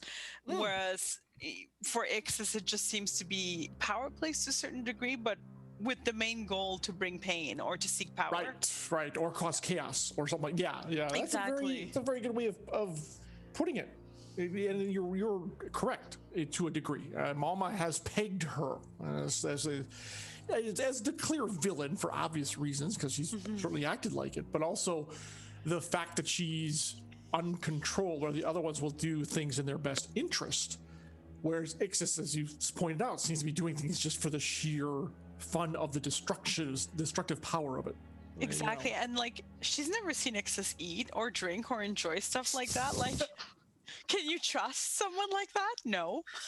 Very suspicious, exactly. Yeah. You can't. Indeed. Okay, that makes sense. I mean, the interesting thing is, in Everest's mind, to go back to that whole, who do you think is the big bad? I think it's multiple levels. I think that's where his head's at, is like, it's so many, there's a spider web, and then it's like, it's this person, they're attached to this person, and then this is going on here. And I think it's more, they're all involved, so it's all going to be one big problematic thing eventually. That's kind of the fun thing I'm finding too. It's like, where are the problems going to come from? Because we're entangled in so many different webs at this point. So many. But I like the fact, like, for Malma, the way she positions things is very much, what are your end goals and why are you doing what you're doing? Like, if it's to gain power, you know what, everybody's got to live or whatever, but like, how far are you going to push it? That's where you cross her lines. That's where she gets mean or angry. But like, most of them so far is just like, okay, you're kind of mean, but whatever, you got nice pastries. When she gets angry, does she say, "Here, have some sprinkles"? Yeah. Yes. When she gets angry, things change. But it takes a lot. She doesn't ramp up quickly. Right. I think that's been clearly evidenced that she's not a quick fuse. Unlike some other, totally, serene members of our party that I won't name, namely me. You and Laureate have been the quick fuses. Savoy, not really, because of her background. And I think Yeah. she's pretty even keel. yeah, and Malmo, I kind of built around how the others, but then it made sense for a ship captain that she wouldn't have a quick fuse, because that's going to get you killed faster. Dangerous, yes. Yeah. Yes. Gotta have But also interesting to see Malma's relationship with Savoy grow, as it has with all of the characters. But those two in particular, I swear, Malma's really trying to enlist Savoy on her ship. She senses a kindred spirit who really just wants to break free. So, at one point she was considering, should I kidnap Savoy? Would that work? She'd probably be mad. Wow. But She'd get over it. It'd be fine. It'd be fine. it's fine. She's like the older sister that Mama always wanted to have, apparently. You didn't know she was missing. Yeah, exactly. Exactly. How would you go about kidnapping her? Is that what I would like to know? Oh, I don't know. I probably just tell her I'm going to kidnap you and then bring her onto the ship. Couldn't see that going wrong in the slightest. Very straightforward. Most straightforward attack ever. Yeah, but something like that. All right. All right, I've calculated it. It's 17 days total. If you plus it's barely 2 weeks. A little plus whatever however long it took to get to Mirafell, and however long it took to get to the Gelspark Crystal, which would probably be a couple more days. Each of them. Figure at 20 at the most. 20 days. At the most. Yeah. Wow. That's crazy. We are slow. You guys have been busy. Well, in world terms, you've been busy. You went from this one-off meeting to Maddox, talking to the council, running around getting Arlen Steel for Hob, interacting, avoiding the chasers, getting kidnapped, not getting kidnapped, getting freed from that. You guys have been busy. It's just the game, because we only play twice a month. It's the game sessions seem to stretch it out longer. That's all. I gotta say, the one pervasive theme that I think has been the most hilarious as a player to see is John gonna have us kidnapped? This are we gonna get waylaid? Are we gonna get ambushed? Is this gonna happen? And how much every player has been like, are we going to actually get, Is it a trap? When is it a trap? When does a trap happen? Yeah, that's. I try not to be too tropey about it, but it's very funny how suspicious you guys are of everything now. It works though. It really does. I like when Savoy and Mama got taken. We're like, we didn't get kidnapped. We just, went on a little escorted. We got escorted to here. That's what happened. Oh, that's right. That was that meeting with Hob, you guys. It was not a kidnapping. Not at all. That was the best. And then he's like, oh, really? I liked how Everest came back and really? It wasn't a kidnapping. Okay. Right. It's just escort. It's great. We didn't have to be rescued, did we? No, we're fine. We were let go right afterwards. Yeah. Now that the group is back together, I am curious because one of the characters you all have had the most interaction with is, of course, Kendrick Maddox. Yeah. And there's not a gameplay. I promise not to use this much, but I'm curious as how the players think what your characters think of him as kind of your patron, for lack of a better word, and how, if you're comfortable with the relationship or Yeah, Laureate's all in, definitely. Laureate threw over. Because he's a valued ally for her. So absolutely, yeah, that makes a lot of sense. And but how about if he's willing to fund, he was willing to fund all my research projects if I ever get around to doing them. So he's the only one to actually be interested. She's all in. How about Malma and Everest? Marie, why don't you go first? For Malma, she doesn't really see him as her patron. She finds him kind of boring, really boring. It's always blah, blah, blah. She's usually just stuffing her face. But not like Marie, the player, thinks he's interesting. But Malma the character is like, oh, God. At least you know you'll be fed well when you go there. That's the Another thing. stuck-up merchant. Yes. Right? Well, it's always every time he shows up, it's like a meeting, except for in the Silverglades, right? But it's kind of funny though when you mention it. I think for Mama, in a weird way, although she doesn't like it, I think she sees Lady Makia more as her patron, which she doesn't like. She knows that she's in a bind. But you're kind of forced into that one where the Maddox relationship is a little freer and easier. So you're like, I'm here because of my friends.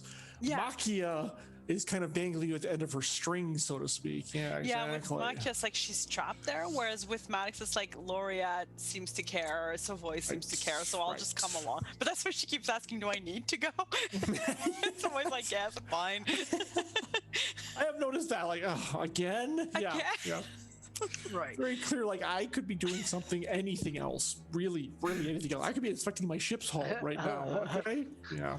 Watching paint dry on my ship's hull. So much Always something needs to be painted. Yeah. It's like, what's next? They want me to transport cargo? How boring. They want me to send legitimate things in my ship. Like, I think if it wasn't for the other players, like the other characters being tied, like she would have nothing to do with him. Like, there's just no point for her. To her, it's like, you don't really do any shipping. You don't really. Right. There's nothing I can really get out of this relationship. Yeah, exactly. Exactly. I'd be gone. So yeah, for her, that's kind of her mindset. And don't forget, you have the mystery Machia's mystery box that you can transport too. So with the knocking, it's great. And the thumping and the yes. Totally opening that. So great. Nobody heard that except John. No, I heard it. Oh, did you? Okay. Laureate's down for that. Just make sure not to do it on her ship in the middle of the too late. Asher. It might happen. It might not. Is this gonna be a Futurama situation? I guarded the box all night. Gave up a whole evening of TV watching. Anyway, yeah. So, any other thoughts? Let's see. 1 year of campaigning, 36.5, 20 in-game days. All right, so that's not okay. That's not bad. Yeah, that's one not to bad. 1.5 years of campaigning. Okay, It's been going for a we get bit through longer like than a year. day, and it takes about 1.5 ish sessions, basically. Yeah, is what it seems like. Yeah, despite the 1.5 whatever. that's if you include the traveling, as I said, times. Because if you cut that out, it's a little bit more. Which technically does count. Does count. Yeah, exactly. So, but getting to summit's probably going to take a while. So, yeah. I mean, it's for other reasons that only you sad know about. It does have to take a bit of time. That's But exciting. we'll work that. So this is a question I want to throw out to the group. What do you all want to see happen in the Ember Crew adventure campaign next year? ooh, So I know a lot of my plot points, but I'm curious what the players or their characters or both, what you would want to see or want to do, what you want your characters to accomplish. Anyone can jump in here. This is wide open. I guess I'll start. Character-wise, for Laureate would obviously be Silverglades. See what the hell's up with that. I've given John some info, but he may or may not run with it. And also would be just more of Axia. I'd love to go out. I mean, like go out into the skies and explore, because it's a new campaign world, so it's. We haven't really fully explored it. We've just been stuck in Adriel the entire time. But we're going to be getting to Summit soon, so... Yeah, Summit will be your chance to get even more. Off. I like the idea of going to where Everest's people are, and that's going to be fun. Well, and I've made up this continent of Yinus, where the supposedly the Gravehide Warbeast is supposed to have been sighted, so you're going to be doing that at some point, someday, eventually. Yay. Yep. So... Yep. All right, so fix the Silverglades, which of course that's another end that's tied into the merchant, or not the noble council of nobles. Everything, so everything. Going to be a bit of pressure coming on that one, especially now that you've done the successful test. So yeah, but you don't have to worry about that for the time being. All right, okay, Laureate's got plenty on her plate, indeed. What about what's his face? Everest. No, the boy. Presley. Presley. Yeah, there's also the Presley angle. What's Presley going on issue? with that? Yeah, that's going to be a problem for Laureate. Indeed. So, okay, just want to make sure that wasn't dropping completely off your radar. That's No, that's there. But I'd say Laureate's kind of main crux is still the Silverglades. Okay, yeah, which. Given that's kind of her whole, what got her to this place for good or ill, I would say that's definitely, a thing. Definitely. All right. Yep. Everest, what about yourself? I think Everest is looking to see where, where the reveal is going to come about, Ixis being his mother. I think that's the most immediate big reveal that he's kind of concerned about with the group, and how is everyone going to take this? And Note to self: draw the reveal out for 6 months. yeah, exactly.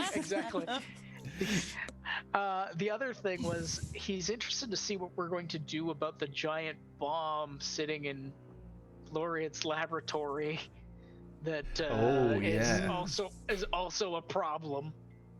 Just a smidge. Yeah, that's not that bad. Don't worry. Everybody forgets about it until it goes off. Yeah. Yep.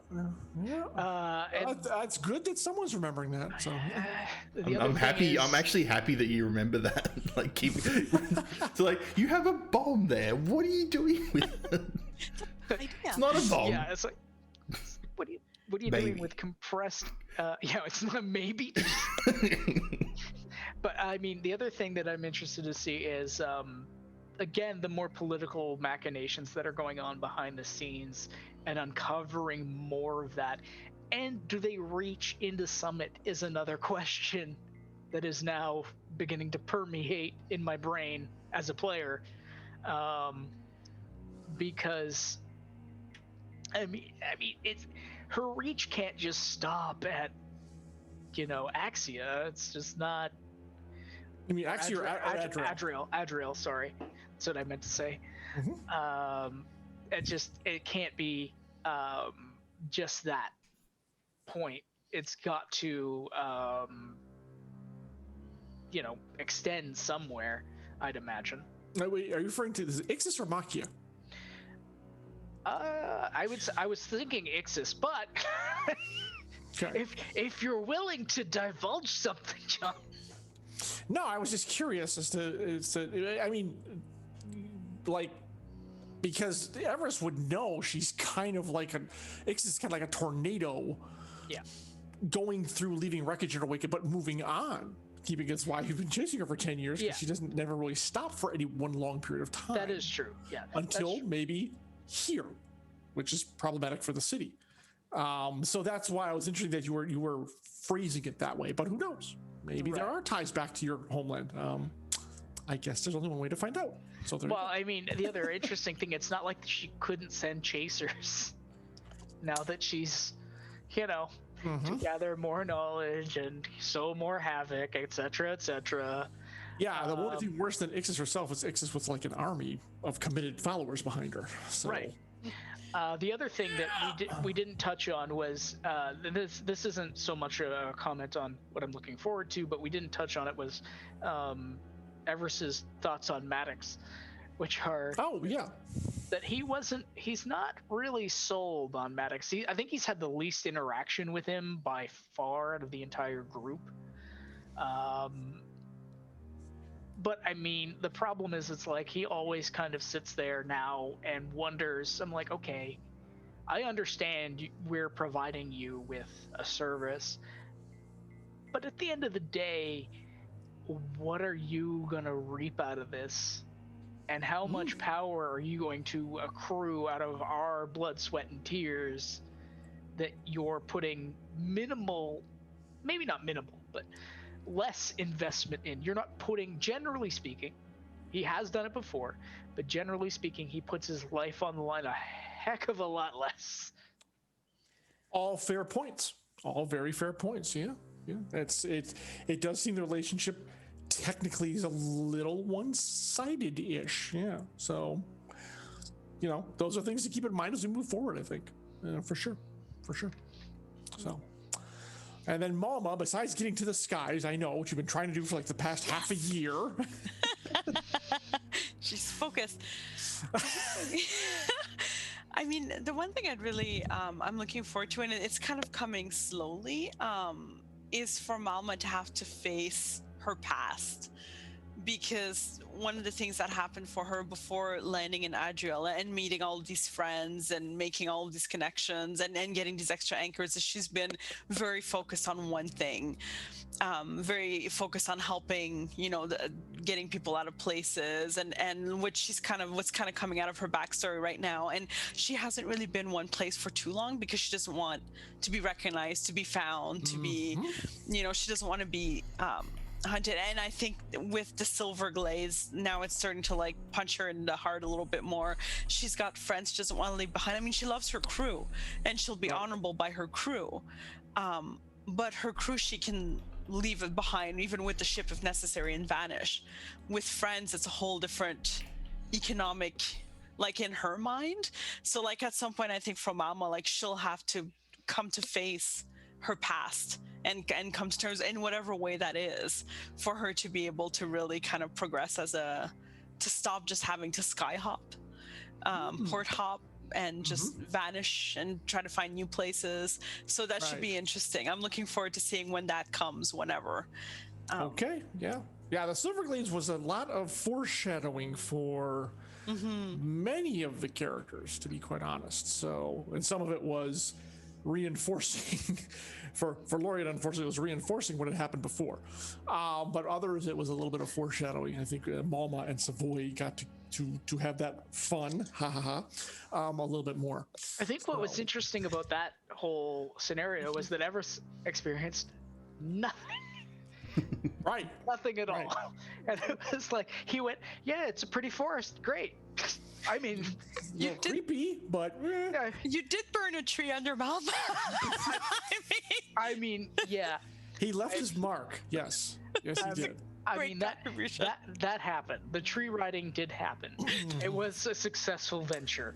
It has been ensconced in history, in our lore. Yes, that is a thing. Absolutely. Oh, that was amazing. It will now be part of the 2021 Adriel Olympic Games. Yeah, and we still don't know who the hell did that as well. Yeah, who and why? Why, unless they're just leaving him trussed up to get eaten or something. But yeah, exactly. Yet another mystery. That needs, at some point, I think Laureate may have to face if she wants to delve into the heart of the Everglades. Silverglades, not the Everglades, the Silverglades, exactly.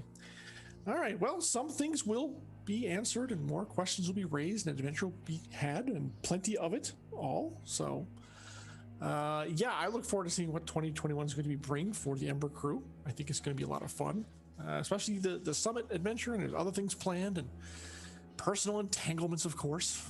Always a good time, but you guys always give me plenty of fodder to work with, and I really appreciate that. It's so much easier when the party does the heavy lifting for you. You do a great job, honestly. Yeah, like John. it's a lot of fun playing with you. You are a very good good. GM. It's really fun. Thank you, and I hope that's the case. I wouldn't ever want that to be anything different, so that would be no good. So absolutely.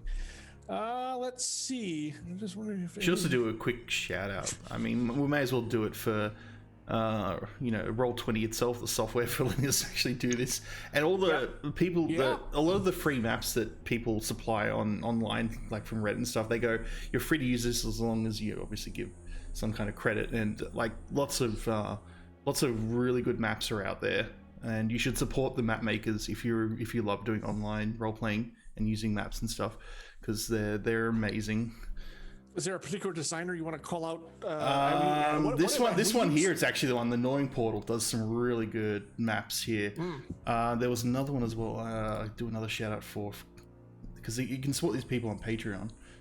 I got to find it again because I've got like a repository and I've got a full list of all the map makers. Give me a sec. Tom Kartos is the other one. He does a lot of the other maps that we've been using, and he does really, really good dungeon maps. I've been using that for my campaign as well. Trying to see if I can show. Yeah, well, this mansion map that you found was just perfect, exactly what I was looking for, which is delightful. Yeah, so I'm trying to got everything in the wrong view modes, so I can't find. Where was the one for? I'm trying to find the one for. I can't remember. I'll find it and I'll let you know in a sec. you talk with other people. So I'm trying to find it. Where did I put it? He's absolutely right, because we do, even though the maps that are created in the world are terrific, there's not enough of them. So Yeah. when I need something like a big manor house to use, then we go to the repository, which has been terrific. And he's right, the yawning portal? Yeah, yawning portal's one of them. The gnawing portal. Yeah. They are fantastic, and this, he just, as soon as he puts it up, like, that's it. That's it right there. It's perfect. And yeah, I just support the map makers because they're trying to. And if you go into Reddit and you find a lot of them publicly posted all there, and you can use them for your own campaigns, and just obviously if you're going to use it for anything, just thank them. Oh, that's it. Neutral Party. That's the other one. He's one of the ones that did a lot of those town maps that we've been using around Adriel. Oh, okay. And great. He's another amazing artist, very similar style to Gnawing Portal, but he does a lot more city based maps, I've noticed, but he's really good. Really great city-based maps. Those have also come in really, really handy. So it's been good just going. So check out their Patreons, and they release maps for free as well, like free for use. So as part of like his, toss him a buck or two. That would be a nice thing too. I should talk to Arv about maybe giving a one-time or something, kind of a payment out of the Patreon to support them, because they do really good work. So absolutely. So yeah, all right. Let's see. I don't see any other questions that I can recall in the thread. So I think we're gonna do maybe final thoughts. I think we might just bring this to a close then. So 2020 was a crazy year, but I'm really glad that this group got to come together and play throughout it. I don't know how any of you think of gaming as just an escape or relaxation or therapy or all of the above, but it certainly helped me to look forward to this every couple of weeks, even when I was sometimes not feeling it the day of, like, oh, we're playing tonight. But once I got into it and you guys just start going, it's just like the energy just is always there. And it's always been a pleasure. And unfortunately, Marie was supposed to come down into the States for Origins this past year, and that did not happen. Hopefully we can figure out, I don't know if they're going to do it this year. We'll see what happens, but fingers crossed we can run actually a mostly live session, because Jen usually comes to Origins. I'm not sure she's going to make it this year. But again, I don't even know if Origins is happening, so who knows? So we will see. But in the meantime, we still have Zoom, we still have everything to get together, and it's been a great pleasure. And I look forward to seeing what the new year will bring for everybody. So, final thoughts. Let's start on the other end. We'll go with Marie first. So, final thoughts, Marie, on any last words or things you wanted to say, or what you're looking forward to, or anything like that? Besides more bakery, obviously. So much bakery. I should have brought down all the cookies that are upstairs and just shown you. But no, I've really appreciated this, and like especially in a year like this year, which has been so unstable and destabilizing, and just all of those weird negative things. Like, it was nice to have something to touch base regularly, like play with people I enjoy, a character I really like, and then just kind of lose yourself for a little while. So for me, this has been absolutely marvelous, and I'm glad that we're continuing for a while to come, and that everybody, we see so many great people come back time and time again in the chat and encourage and watch us fail at the most basic things like tree climbing, and it's just beautiful to share those moments. But I mean, you've all been a pleasure, honestly. Like, this has been amazing, and I can't wait to see where we go next year, including eventually a mostly live session.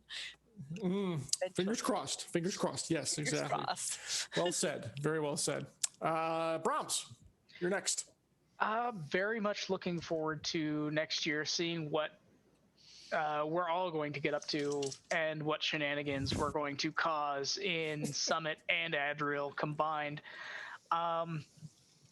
Yeah, I mean, I'm really thankful for everybody who comes out to these and, participates in the chat and watches us regularly. Because, I mean, without you guys, there wouldn't be, we'd still do the show. It'd be a lot less fun to do the show to a degree, because we wouldn't have the interaction.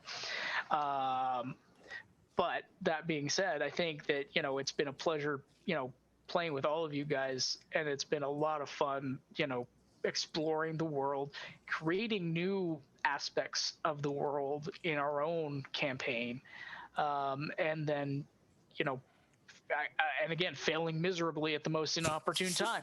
I mean, I who totally doesn't- forgot about the tree climbing until you mentioned it. That was Well, that was the whole point. It's like when Mama fails, I succeed at blowing up the tree out from under her. So, I mean, if we can get the another yin one, and yang of Emberwind right there. exactly. Yes. I mean, if we can get another moment or two like that in for next year, it would be. You should just have like a scoreboard up. Successful. Anything that's successful goes here. And if it's unsuccessful, Everest gets to blow it up. Yeah, I'm sure those opportunities will arise at some point organically through the game sessions. I'm not worried about that whatsoever. I honestly thought you were gonna go with that, Sod. You were gonna say it's like you should have a scoreboard: Everest 1, tree 0. No, it would be blow up stuff 1, not blow up stuff 0. 0, yeah, exactly. There's no not blowing up stuff board. Don't like, why would you? There's always the blowing up stuff. I could just see Jen in this conversation right now, just the mom Rolling face. her eyes and grimacing, yeah. Exactly. Technically, it would be at 2 because you did the bridge as well. So. I mean, did I do the bridge? I think that was. Well, actually, that was the, no, yeah, right. No, grind that it through. was, Grind it through the But bomb. That's right. That was Grinder. Yeah, with those explosive grenades of his. Yeah, That didn't work out. I think Everest actually was very restrained, as I recall, with his fire. I mean, once it got started, like, well, if we're all doing fire, we're all join in. Yeah, it's like, hey, it's like. I got a reputation to uphold here. So Yeah, exactly. Yeah. So, I mean, to reiterate again, really looking forward to next year and the shenanigans we're going to get up to. And there'll be plenty. And then hopefully having Everest, develop a bit more and maybe not be such a hothead or become more of a hothead again based on things that happen. Stimulus response is a thing. It's a very real thing. Exactly. Good. Last, of course, but not least, Sod. What do you have? What are your plans, hopes, dreams for Laureate and yourself for the upcoming year? Just being here for the sessions. I don't really mind if I'm just sitting here, just doing nothing. I'm happy to be part of this. I mean, like everything that I've done, I've loved doing. I don't care if I do production if it's stressful and we have technical difficulties. You're all here and we're having a blast. That's all that matters. And everyone in chat's having a blast and chatting with us, and the memes that spread, and all the great events that we've had. I had massive streamer burnout actually at the start of this year. I couldn't stream my own channel for like 6 months, and it was really hard for me to even stream doing the Emberwind stuff and my Grumbler's Guide. But eventually, I'm slowly getting over it. And hopefully next year I'll do a lot more streaming on my channel as well. And I've started streaming this last few months a little bit more. I'm getting back into it. Well, I hope Emberwind was more of a panacea instead of an it was. an impediment. That's okay. Good. It was something that was much more stable, and it was just fun. Because sometimes when you do something for a while and you just loses that joy. And I had that when I was streaming myself and just chilling and just playing games, but. And I couldn't even play video games. I was that burnt out, and I just It was really weird, and I'm slowly getting back into it now. So well, fun is absolutely the name of the game here, and if that ever was to change for anyone, I hope they would come and let me know if that was not the case. So like this plus the IAB stuff was what basically kept me going. So it was great. Good.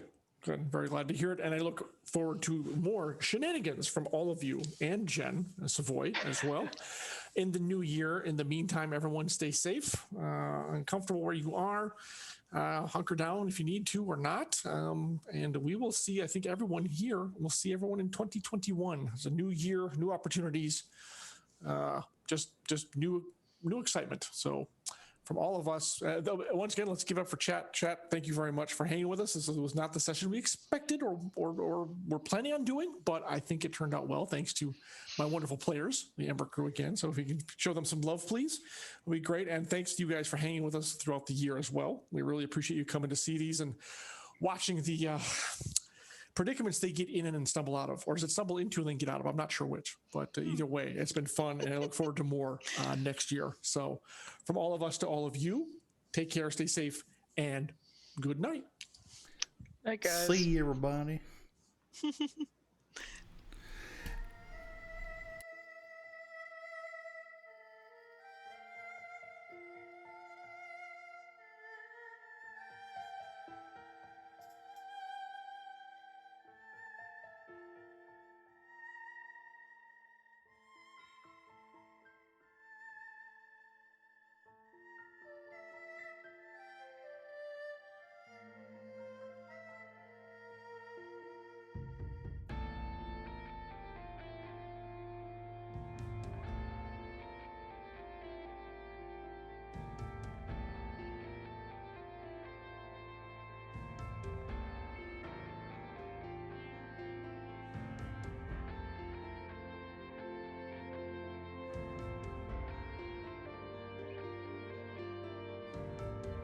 All right, everybody. Hope you're having a good. Oh, mute. Okay, good. Just thought my audio wasn't working.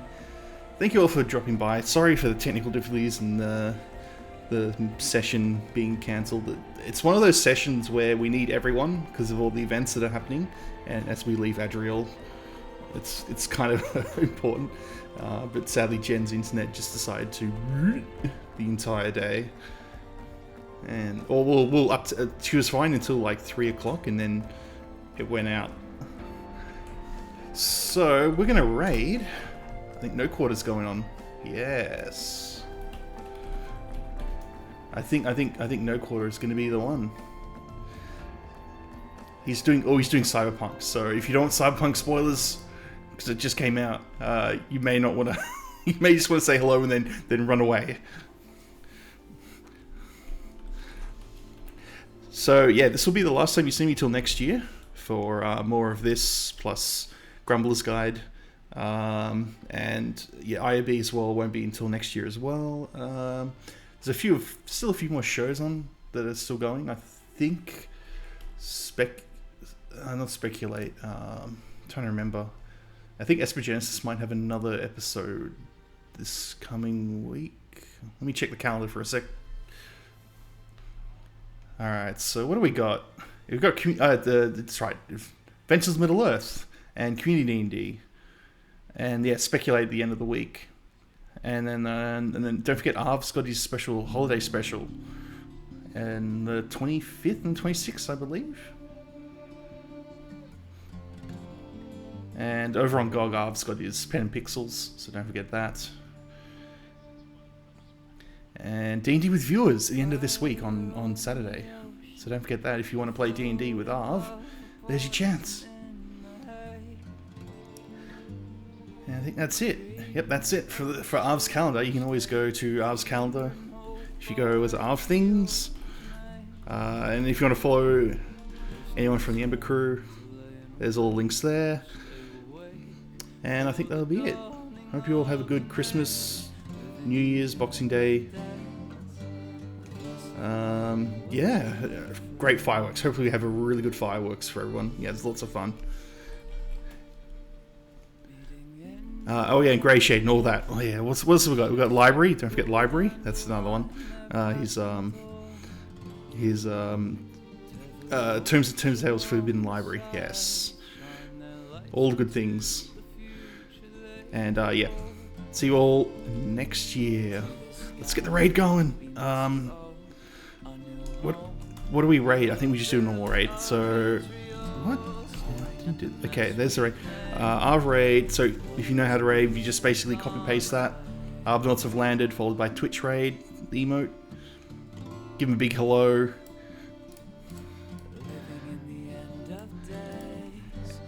And what should we ask him? Do we ask him anything?